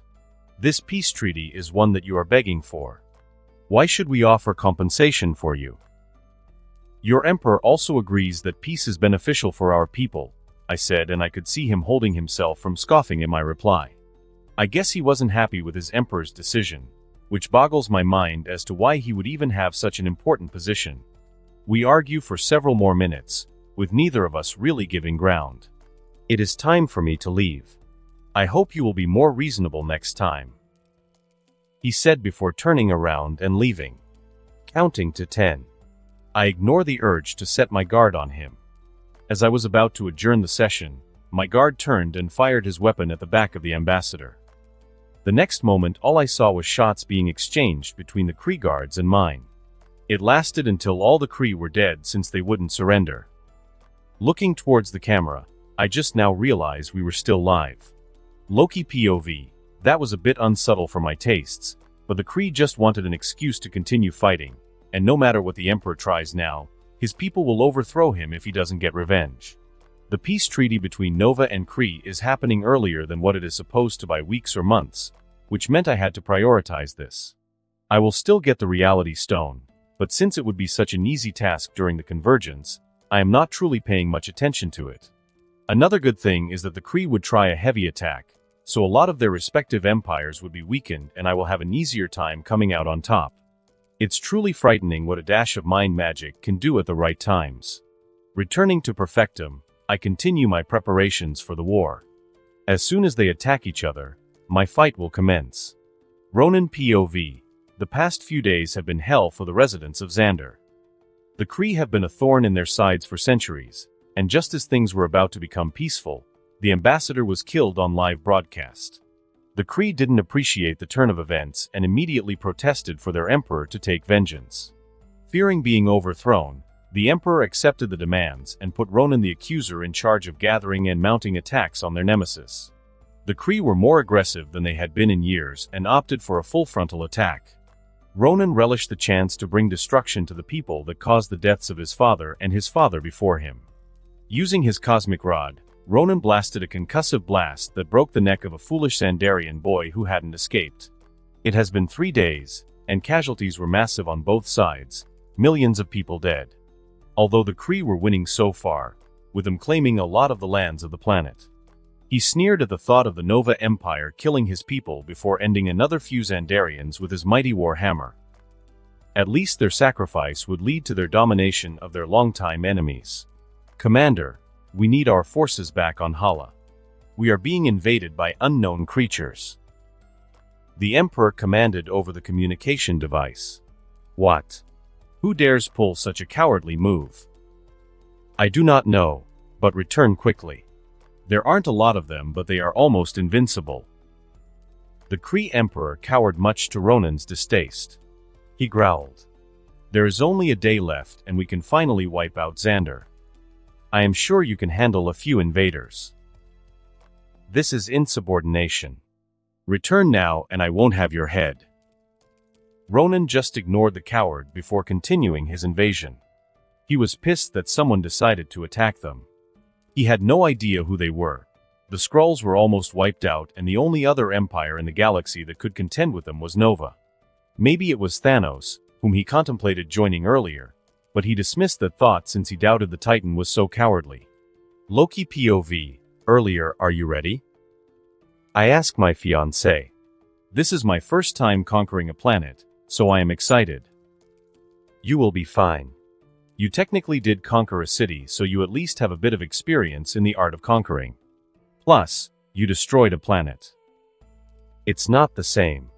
Committing genocide is easier than ruling people. Additionally, Yelena did most of the work. I just supplied her with the resources.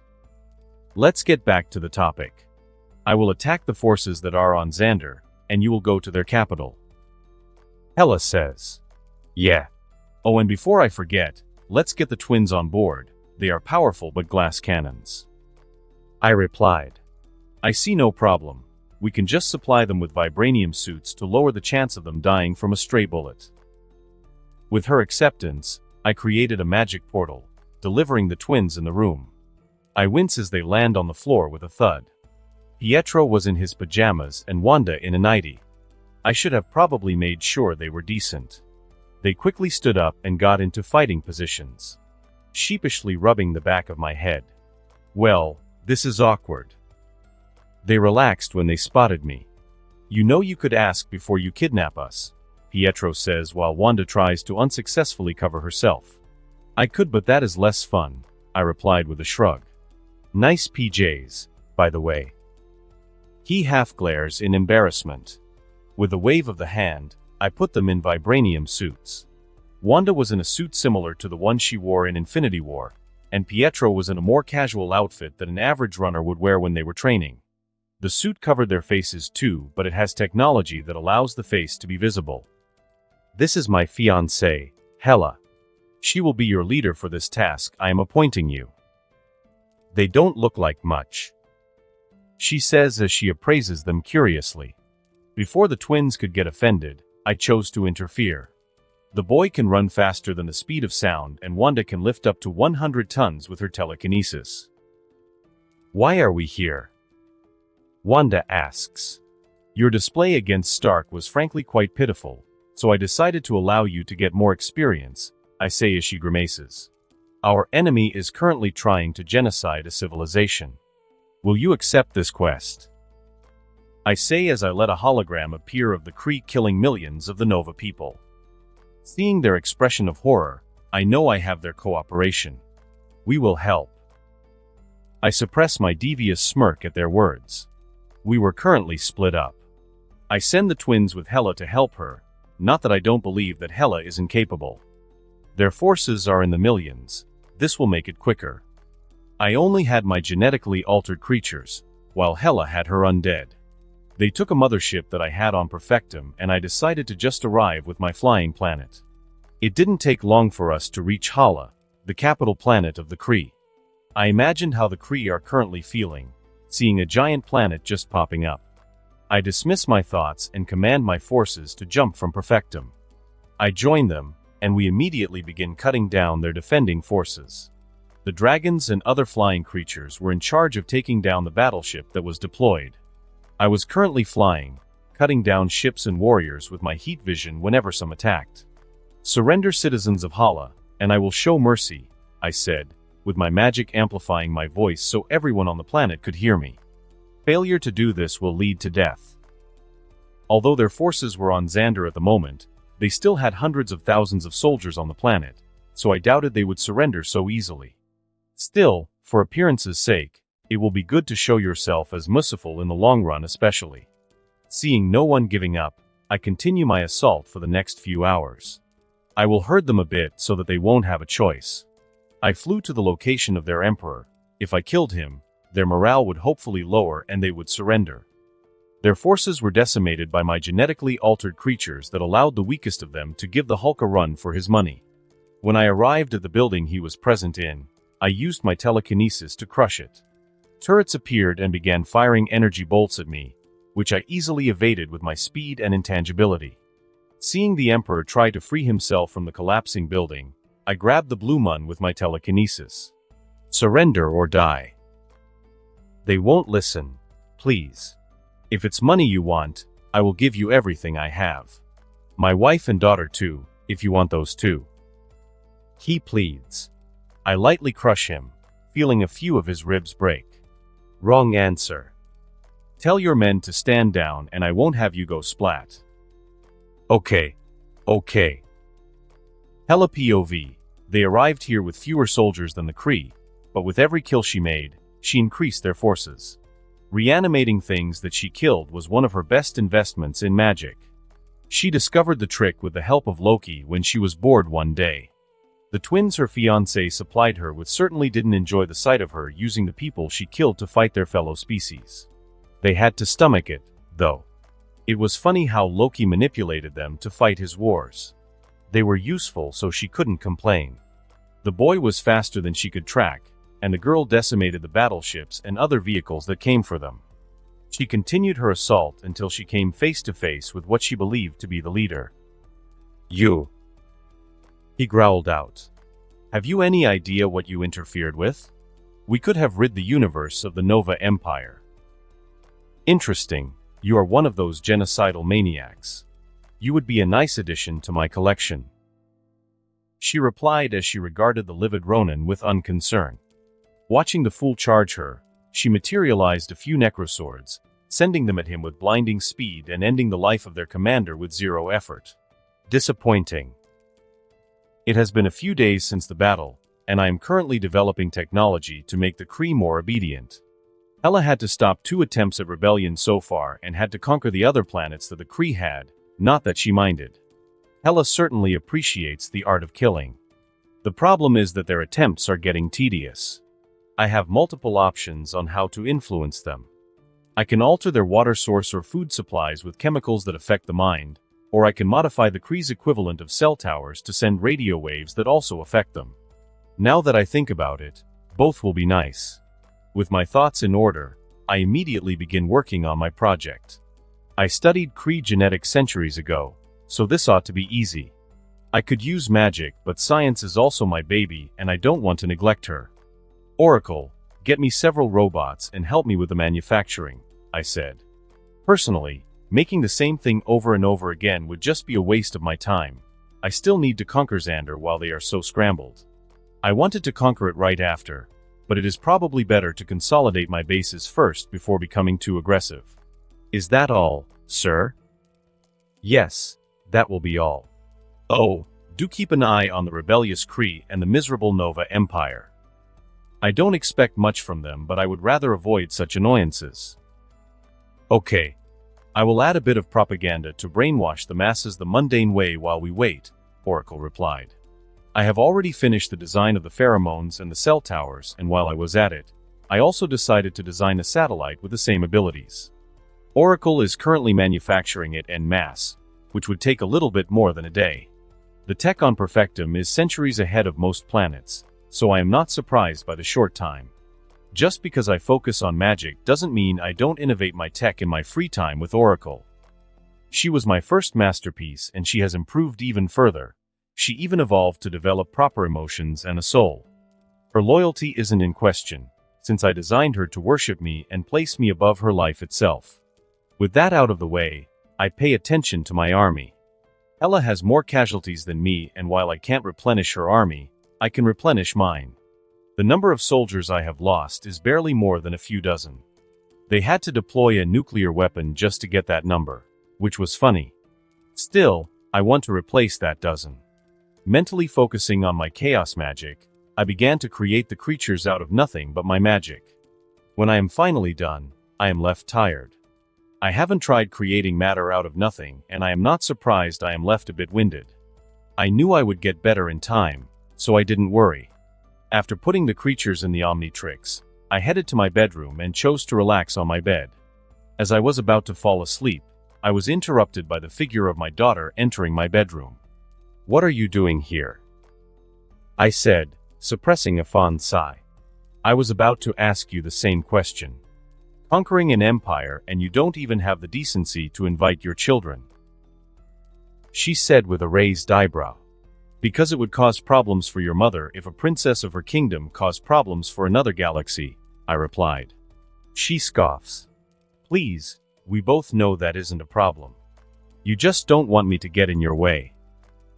"Actually, it is because I was too lazy to contact you," I replied shamelessly. "Wow." She pouts at me. "Can I join, though?"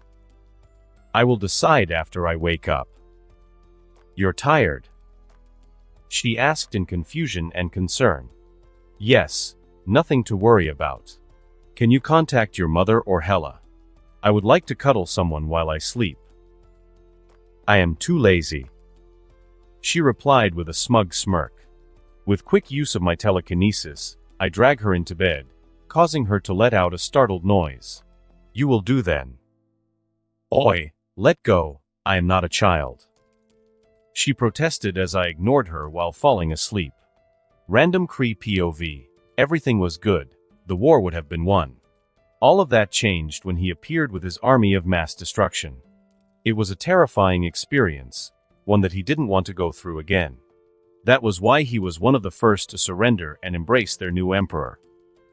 When a few of his army friends tried to organize a rebellion, he decided to report them. It was a cowardly move, but not one he could see himself regretting. He saw one of those beasts lay waste to a small army consisting of thousands of warriors, and from rumors, that one wasn't even close to the damage the top one achieved, which destroyed a base that was the size of a big city. "Papa, the new emperor is giving a speech on the TV," he heard his daughter say. He quickly arrived at the television and watched the emperor on the screen. On the screen were Loki and an unknown blonde girl, who stood solemnly behind him. "Citizens of the Kree Empire. My name is Loki Odinson, your new emperor, and I am here today to discuss our future. Your empire was weak and I took advantage of that weakness. Your pitiful rebellions against me have only caused casualties on your side and barely inconvenienced me." The new emperor spoke and I felt immense shame. "You have been at war with the Nova Empire for years, an empire that houses civilians barely stronger than someone from Terra, and yet they decimated your forces that attacked their planet earlier. While you fight me, you forget your people that suffered at the hands of the Nova Empire. Will you fight me, the one you have no chance against, or the people who slaughtered millions of your warriors less than a week ago? Join me to subjugate the Nova Empire and regain your dignity and the dignity of your forefathers who lost their lives across the centuries," he said as he began showing footage of our military that was deployed to invade Xander. How they were slaughtered, I didn't know if it was fabricated or not. It was realistic, and I doubt someone could create such amazing footage in just a few days. Not even the Supreme Intelligence could before she was disposed of. All I knew was that I would sign up to fight for the Emperor. Loki POV. You know, when ascending, it isn't nice to criticize the entire empire you will be ruling, Elsa said amused, causing me to just shrug. They have to get off their high horse somehow. They almost match Asgardians in physique and are more advanced than Asgard in most areas, yet they are in a stalemate with people only a little bit above the strength of humans. Plus, my method to make them a bit more obedient and less rowdy is being deployed now, while I am also repairing what I destroyed. Blaming the destruction that Aunt Hela caused on Xander on the Nova Empire. How devious. I doubt everyone will believe it. Elsa replied. They won't, but as long as I move their hate to the Nova Empire a bit, my mind altering will work better. That is a shame, but it would be boring to have such gullible cattle, I reply calmly. See you in a bit. I have to organize the invasion of Xander. I am sure you can make yourself busy. I had sent the twins back to Earth, since I doubt they would help me conquer a world without making a big fuss. They aren't a son or daughter of Odin. They aren't made to conquer or commit genocide. Hela the Valkyries and the Nine Realms. The original Thor of Jotunheim and the original Loki of Earth. We were bred to be pains in planet sides. Oracle, shut down any information that would mess with our missions, I tell my AI as the planet arrives near Xander. Her processing power was amazing, so she could intercept any communications without making it obvious and would even reply with fake information. As I zoom in, I can see the massive devastation that the Kree inflicted. It was being repaired, but it would take months if not years. Elsa, you take the southern part of the planet. Jormungandr will take the north side and I will take the western and eastern, Hela said, causing me to raise an eyebrow. Jormungandr? I need him on the planet to take care of his sibling. I replied. Oracle can manage that all on her own. I am not happy. I am only finding out about a new sibling now, by the way. Elsa said, causing me to only shrug. You should visit more often if you want to be updated on news. I easily deflect the blame, making her pout. What can I say? I am a forgetful person. Plus, I expected Jormungandr to give her the information, so it is technically his fault. Every one of us has a perfect memory, except Aunt Hela, so I doubt that. She retorts. I have to actively try and remember to remember something. You make it sound like I am omniscient. Well, at least, not yet, was my retort. As fun as it is to watch your bickering, we have work to do, Hela replied. Look at you, already trying to get your husband in shape. Congratulations on that, by the way. Elsa teases. Hela fixed the poor girl with a glare.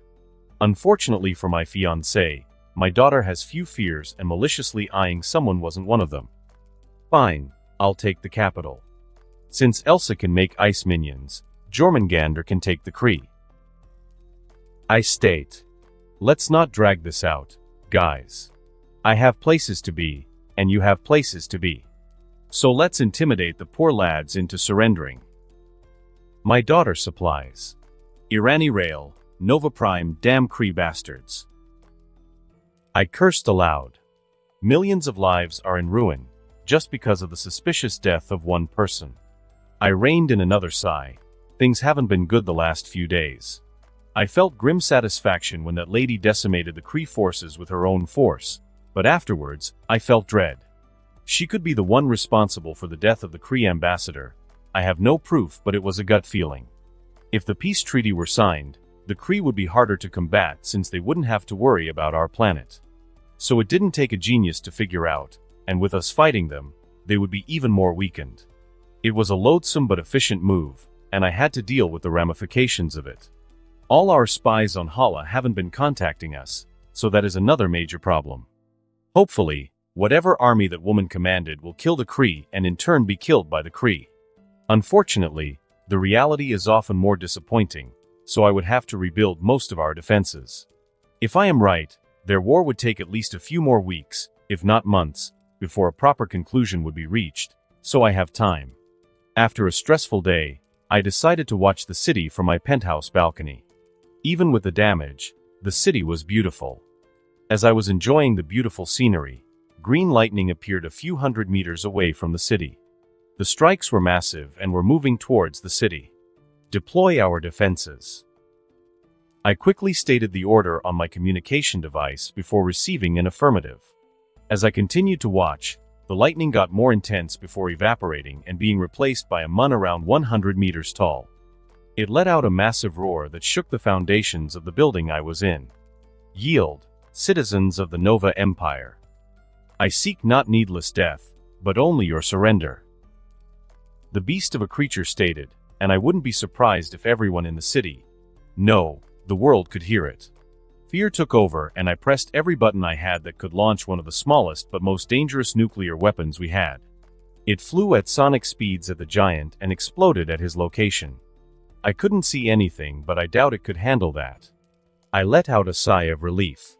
The bombed area of effect wasn't massive, so the city was fine and handling the radiation would only take a few weeks with our technology. So you have chosen death. The voice spoke calmly and my previous fear jumped up majorly. Loki POV, fear manipulation is not the play, it only makes people irrational. The bitch just sent a nuke after me. Luckily intangibility is broken and that nuke didn't affect my magic. With a thought, my army spawned behind me and began marching towards the city. War. My voice resounded throughout the planet, signaling for Hela and my children to begin. With my chaos magic, green lightning struck at every anti-tank or anti-aircraft weapon they had. I turned my chaos magic green. It didn't offer any advantage, and it appealed to my vanity. I began to charge with my army and a more toned-down version of the fear manipulation. Anyone taking up arms against me fell. Luckily, most of the civilians were smart enough to surrender, so I only had to worry about the soldiers. A good number of soldiers even gave up, which contributed to my fear of manipulation. My march was done in 5 minutes before I arrived at the location of the Nova Prime. She was the leader of their army, also named the Nova Corps, so if I could have her surrender, the other leaders would soon follow. I tore the building she resided in with my hands until I saw her cowering figure. I respect this empire for stalemating the Kree for so long, so I saw no reason to be extra cruel. I controlled my magic to allow the woman to not be damaged by the building, so she was alone. Give up, I commanded. No. She shouted before shooting me with her weapons, somehow gaining a few strands of courage. It barely even tickled me, so I wasn't bothered. Spare your people the suffering and accept my generous commands, I replied. Just like that, she gave up. I didn't even have to deploy any other mind manipulation other than fear manipulation. Good girl, I reply, not even bothered that the woman looked older than me. I am going to record you. I want you to surrender so that everyone on your planet can see. It won't work, at least not completely. She said, I know. With that, I left her to be recorded by Oracle before conquering more of the planet. Currently, Hela and my one child, Elsa, decided to bail and are busy conquering the rest of the Nova Empire's planets. I would have joined them, but the convergence is soon, and I wouldn't mind having another Infinity Stone. I am your Emperor now, I decided. I broadcast to Xander before teleporting to Earth. Oracle is already installing more of my mind-altering devices on the planet, so the chance of rebellion is less than before. Hey, how have you been? Yelena asked me as I arrived at her location. I just conquered a few planets. I wanted to invite you, but I need some trustworthy ears on this planet, I replied, making her raise an eyebrow. That must have been difficult and time-consuming. She replied unsurely. Actually, it was super easy, barely an inconvenience. Why did I expect anything less? She replied with a shake of her head. So how has my empire on this ragtag planet been? Any problems? Not really. There was this one guy named Kingpin who tried something, but I easily killed him. I have encountered a few vigilantes. They're either dead or incapacitated. I see you aren't playing about. Good work. I replied, impressed. I am glad she doesn't have qualms about killing my enemies. It might have something to do with her new brain that is corrupting her to be more loyal to me or her adventures as an assassin. I feel like you deserve a break. Have you ever tried magical drugs? No. Do you want to? I asked. Wouldn't I do a shitty job if I were addicted to something?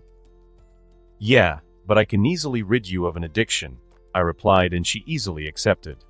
Grabbing a few edibles out of my hammer space. The cookies are baked with materials from Alfheim, my own personal Willy Wonka chocolate factory, and also the realm of my daughter and lover. Don't eat it too fast, I say as I hand a few edibles to Yelena while munching on mine.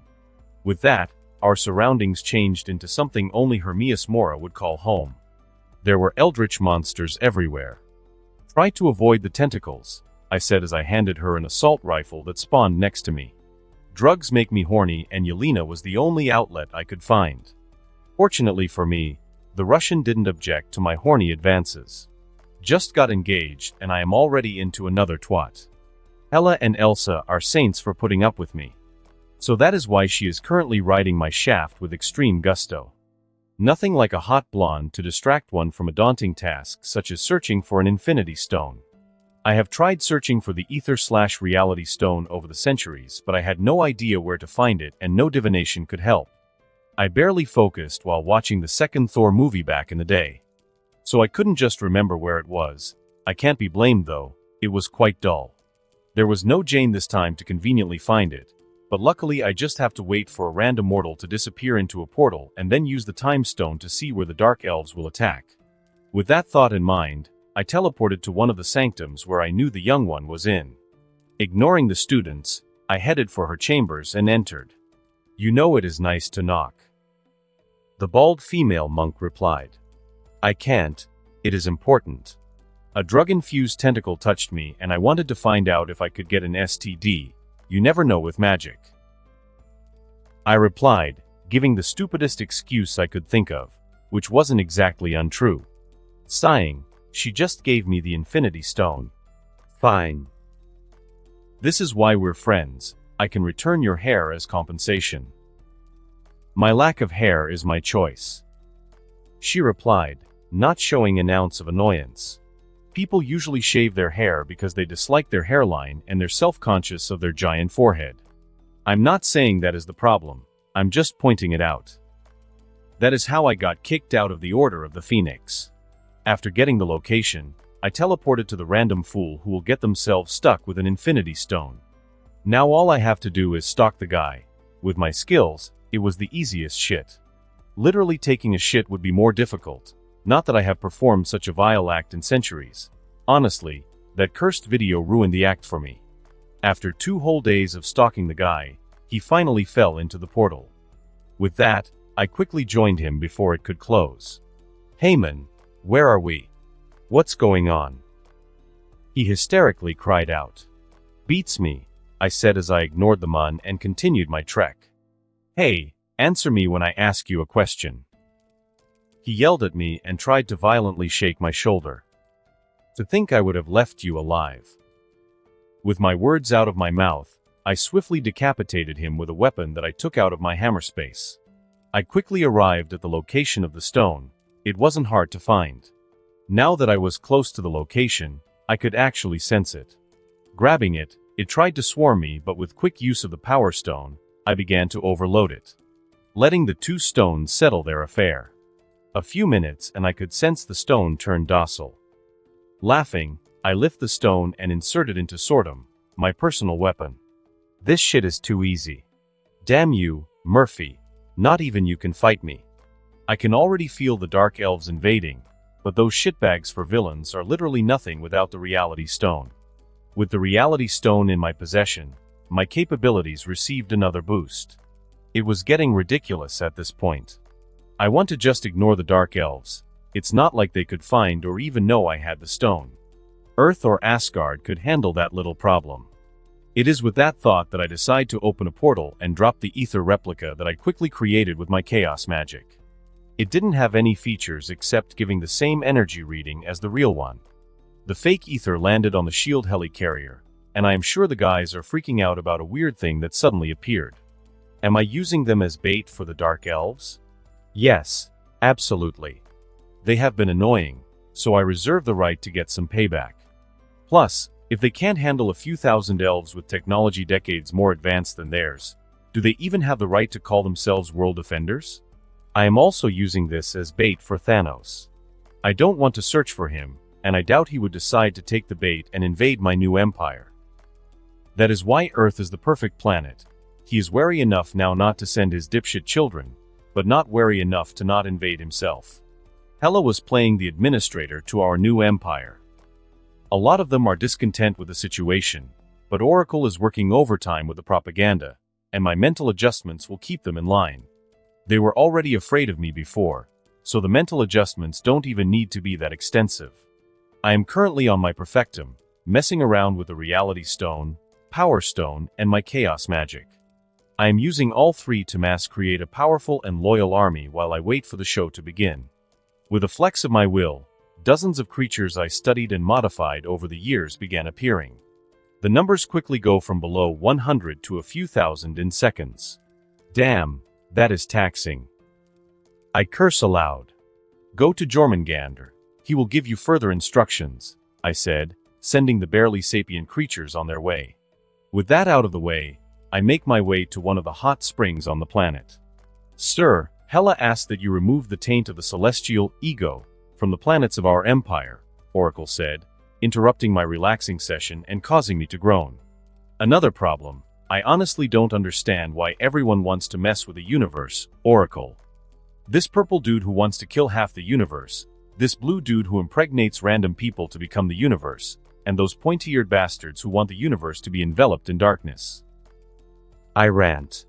Can't people be satisfied with a planet or at least a galaxy? I already got rid of Ego's planet assimilating things on Earth and Asgard. I also killed Star-Lord to delay Ego. I liked Peter as a character, but the risk he posed to the universe circumvented that like. I am not afraid of Ego, but hunting down wannabe universe conquerors is so tedious. Ambition is a core part of most sapient creature psyche, although I believe some people are a bit too ambitious for my liking. I will toast to that, my favorite creation. How about you write your old man a few books so that he can de-stress? I requested. Just like with coding games, Oracle is a beast at writing books, not only in speed but also in quality. Tony Stark POV. Flexing my brand new cybernetic arm, I give a satisfied smile. It was depressing losing an arm, but on the bright side, I got a nice upgrade out of it. Hey Jarvis, should I go full Terminator? I asked my loyal AI companion. I was contemplating getting more cybernetics. I would caution against that, sir. I am sure you don't want to upset Miss Potts. Jarvis replies. I guess you're right. Sir, I am getting a call from Director Fury. What is it that the pirate needs? I already told him I don't know who launched the nukes. I said, frustrated. Not being able to figure out such an obvious thing grated on me. It reminded me of that smug bastard I met at the party. Accept the call. I said, and the figure of Fury came on the hologram. "Stark, we have a problem," he said with a grim expression. "Is it Hansel and Gretel? I already have their location and am just upgrading my suit before I engage them. We encountered a red substance on the helicarrier, and all contacts with it have so far caused fatalities. We already have Banner and a few others on the case, but it would be helpful if you could help." "I'll check my schedule. Okay, bye." Moth. I interrupted whatever he was going to say by closing the call. I sigh. I really want to deal with the Sokovian twins, but I guess they can wait. It certainly doesn't help that the Sokovians somewhat worship them. The USA and Sokovian government already have a rocky relationship and are even now contemplating going to war again. The only reason there isn't a war now is that it is stupid to hold two people responsible for an entire country. I am certain, though, that their government won't see it that way if I take them on. Especially since I would have to take the other Avengers with me, seeing as I know I am not capable of handling them on my own, and the Avengers are kind of affiliated with the American government. I sigh again and move towards my suit. I'll check out what Fury's business is in a minute, but for now, I will work on my suits. Bruce Banner / Hulk POV. This is one of the most remarkable things I have seen. He tells Tony. Quite remarkable, so remarkable that it killed at least 10 people, Tony replies, causing me to grimace. Yeah. I guess that is bad, but it doesn't make it less true. Sure. So far we know it has similar readings as the missing Tesseract. Tony states. So did it just appear here? Maybe the Tesseract evolved. We won't know until we do more research. They continued to study it before the red liquid stopped floating wildly and took the form of a cube. It then transforms to the images of a giant bald mun with a weird chin and then a lithe mun with pointy eyes. It then shifted to the forms of countless armies before finally to the words, "Beware, they are coming." My day just keeps getting better and better, Tony said with an unamused face. With that, the alarms in the helicarrier go off. Well, screw you, Murphy. Attention all personnel, there appears to be an alien mothership in the sky. All able men and women get ready for combat. An announcer said over the intercom. Another one? It has barely been a few weeks, Bruce said, startled.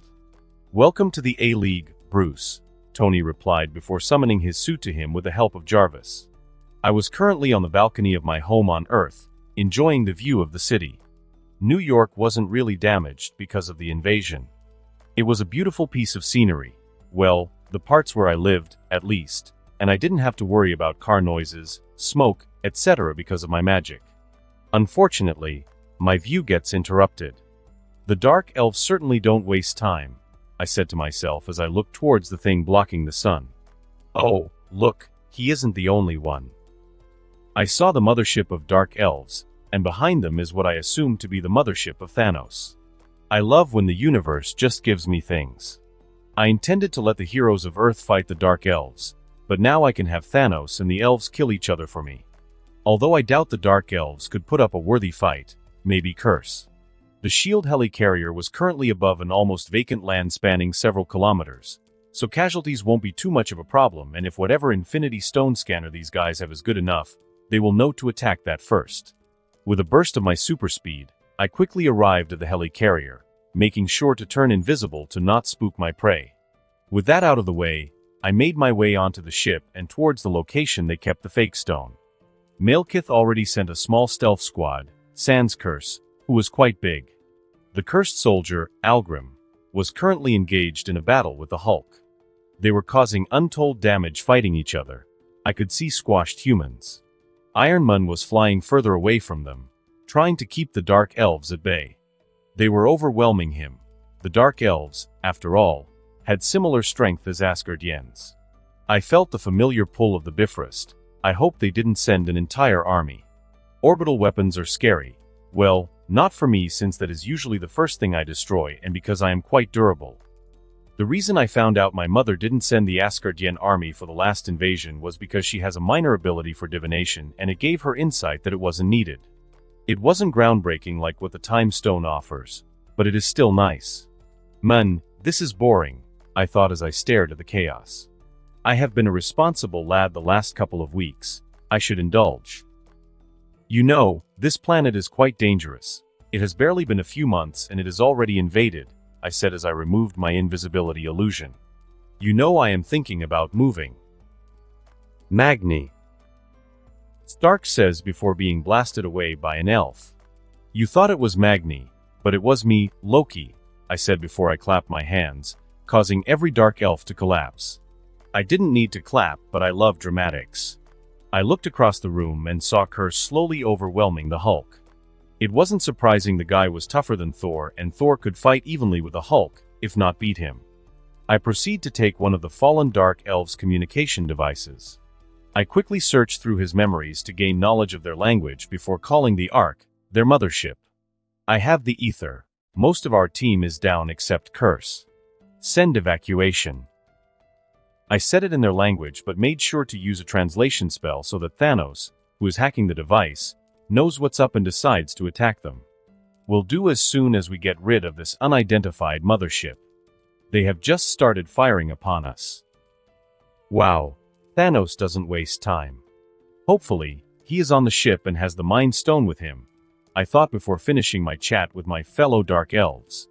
Am I dead? Stark asks as he comes to.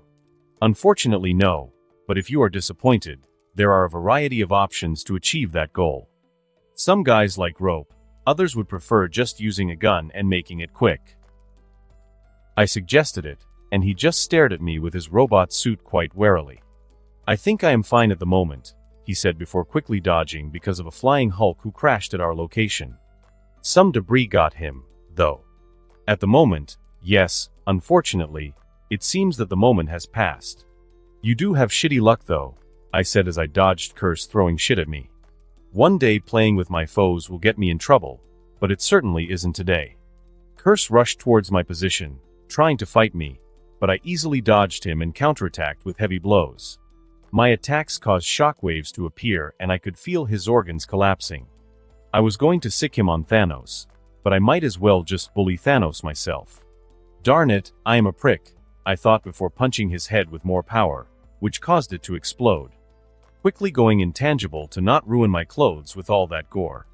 Seeing an angry Hulk mad because his toy was taken, I just shook my finger as if reprimanding a child and caused him to transform back to Bruce. I let him see a glimpse of my dark silhouette before vanishing. I can see why Batman likes using that technique. It's fun to mess with people. I reappear in my space this time.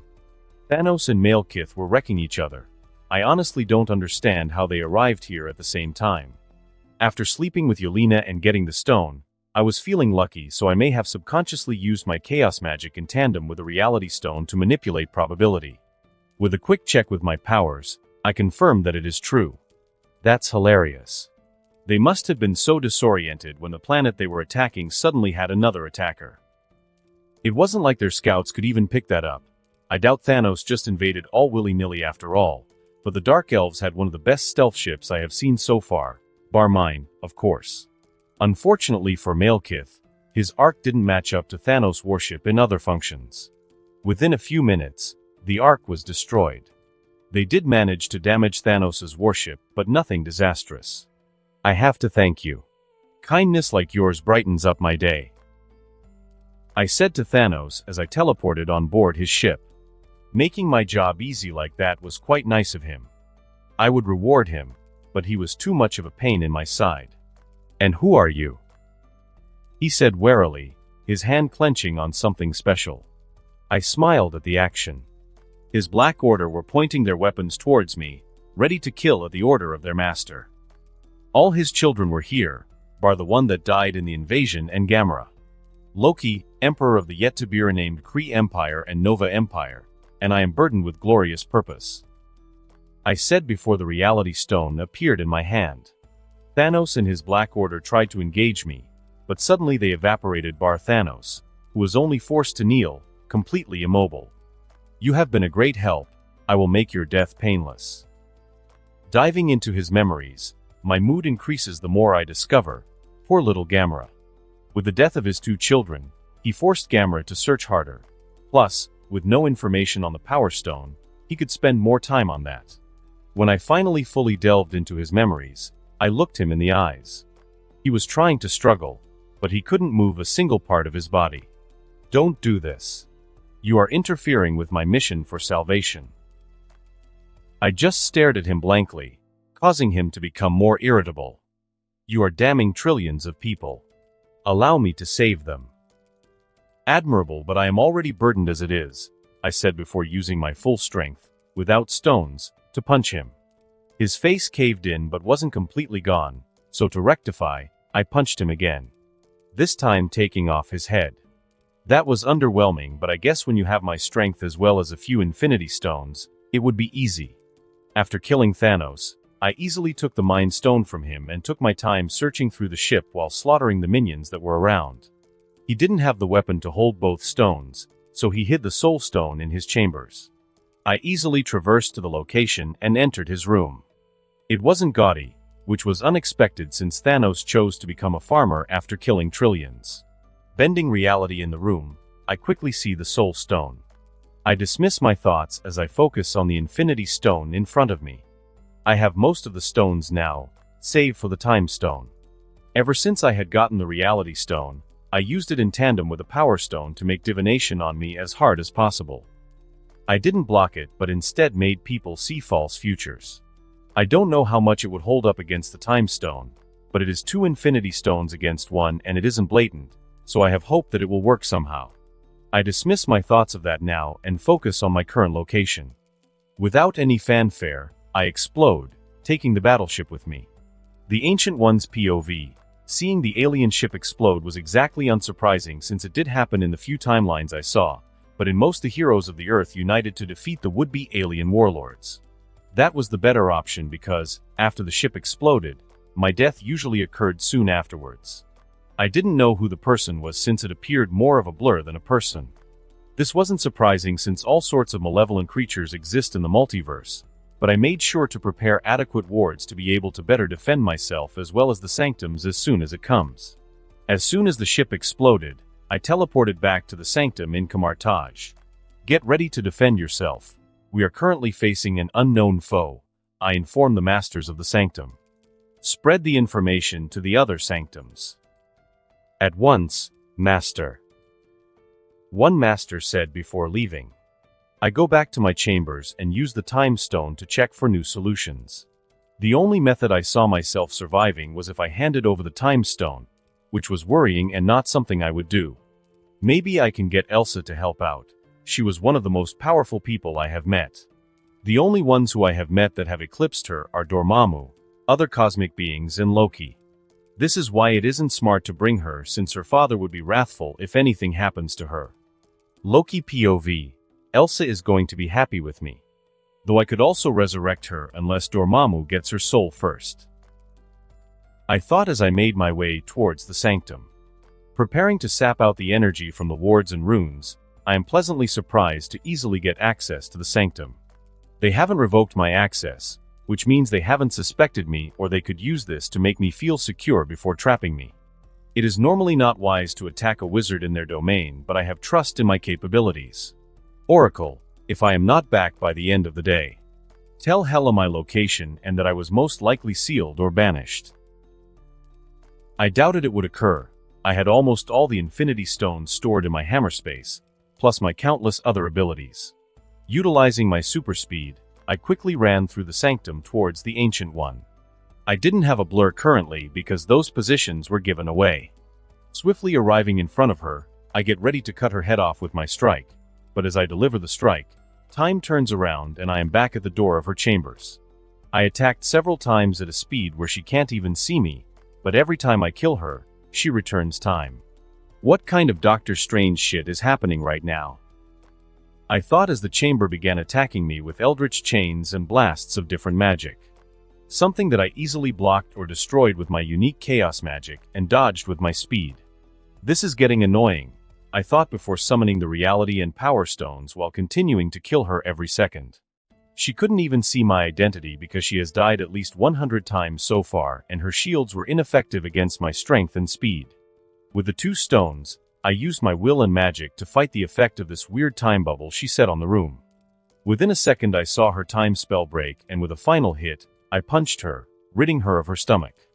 Nothing personal, kid, but some things are just more important than good acquaintances. Before her soul leaves her body, though, I use the soul stone to remove Dormammu's taint and whisk her away to my personal nirvana I created years ago. Before I leave, though, I heal her body so as not to leave her a gory mess. With that, I teleport to Perfectum. Thanos could use the Infinity Stones to kill half the universe as well as destroy the Infinity Stones. The Dark Elves could use just one stone to turn the 9 realms into absolute darkness. Supposedly, an ego could use a seed to turn himself into the universe. So I see no reason why I can't use it to give myself the power to create and destroy universes easily. Will my body be able to handle that though? With my mind made up, I first use the Time Stone to look into the future to see if I will make it. When I was done, I was satisfied with the result. Taking out the other stones, I place them in sortum and proceed to snap. I felt an incredible amount of pain, as well as pleasure, as I felt my body, soul, and magic being strengthened to absurd levels. I was just about to fear I would become a masochist when the pain stopped, but the power boosting didn't. I didn't want to be dependent on a few rocks, so I absorbed the power with my entire being. But how does one absorb infinity? The same method that you can use to destroy infinity is plot armor. Running an empire is freaking easy. Why was I even reluctant? I say as I relax in a pool with Hela and Elsa. Both of them were pregnant and their bellies were already swelling. Sometimes I hate you, Elsa replied. Not everyone has access to clones or so much might that their subjects and enemies fear them. I like it though. I get to conquer planets and don't have to worry about most of the boring work. Plus, I am unfit for work because of my condition. Hela replies as she rubs her belly. I could always speed up your pregnancy, then you would be able to work, I suggest, causing her to stop complaining. I am thinking about broadening my horizons to other universes. Want to join? We can invite Dragok, Jormungandr, and Elsa and make it a family event. I spent 20 years running this empire, so I don't see a problem with a break, Hela replies. Sounds exciting. My baby has been stressed running Alfheim. Plus this would help get Drake to stop stealing our universe's treasures. Elsa says. As soon as my son went through puberty, he stole everything from women to ancient artifacts and hoarded them. He was quite introverted and it would be nice having him on an adventure. That settles it. Let's introduce the multiverse to the Loki familia. I said it has been 2 decades since I absorbed the Infinity Stones and I didn't fear many things anymore. As soon as we give birth and the children mature, though, dear. Elsa, being the voice of reason, supplies. I grumble a yes, life was good though. I had a nice family, enough power to not worry about most foes in our universe and plenty of others. Sure, there were some people above me in power level, but I could always steal the heart of the universe and become as close to omnipotent as I could get. And that concludes this episode. If you enjoyed it, I'd seriously love it if you guys could leave a like on the video, as it genuinely helps out so much, and it keeps me going, plus it takes only 1 second. That said, have a wonderful day. See you in the next one.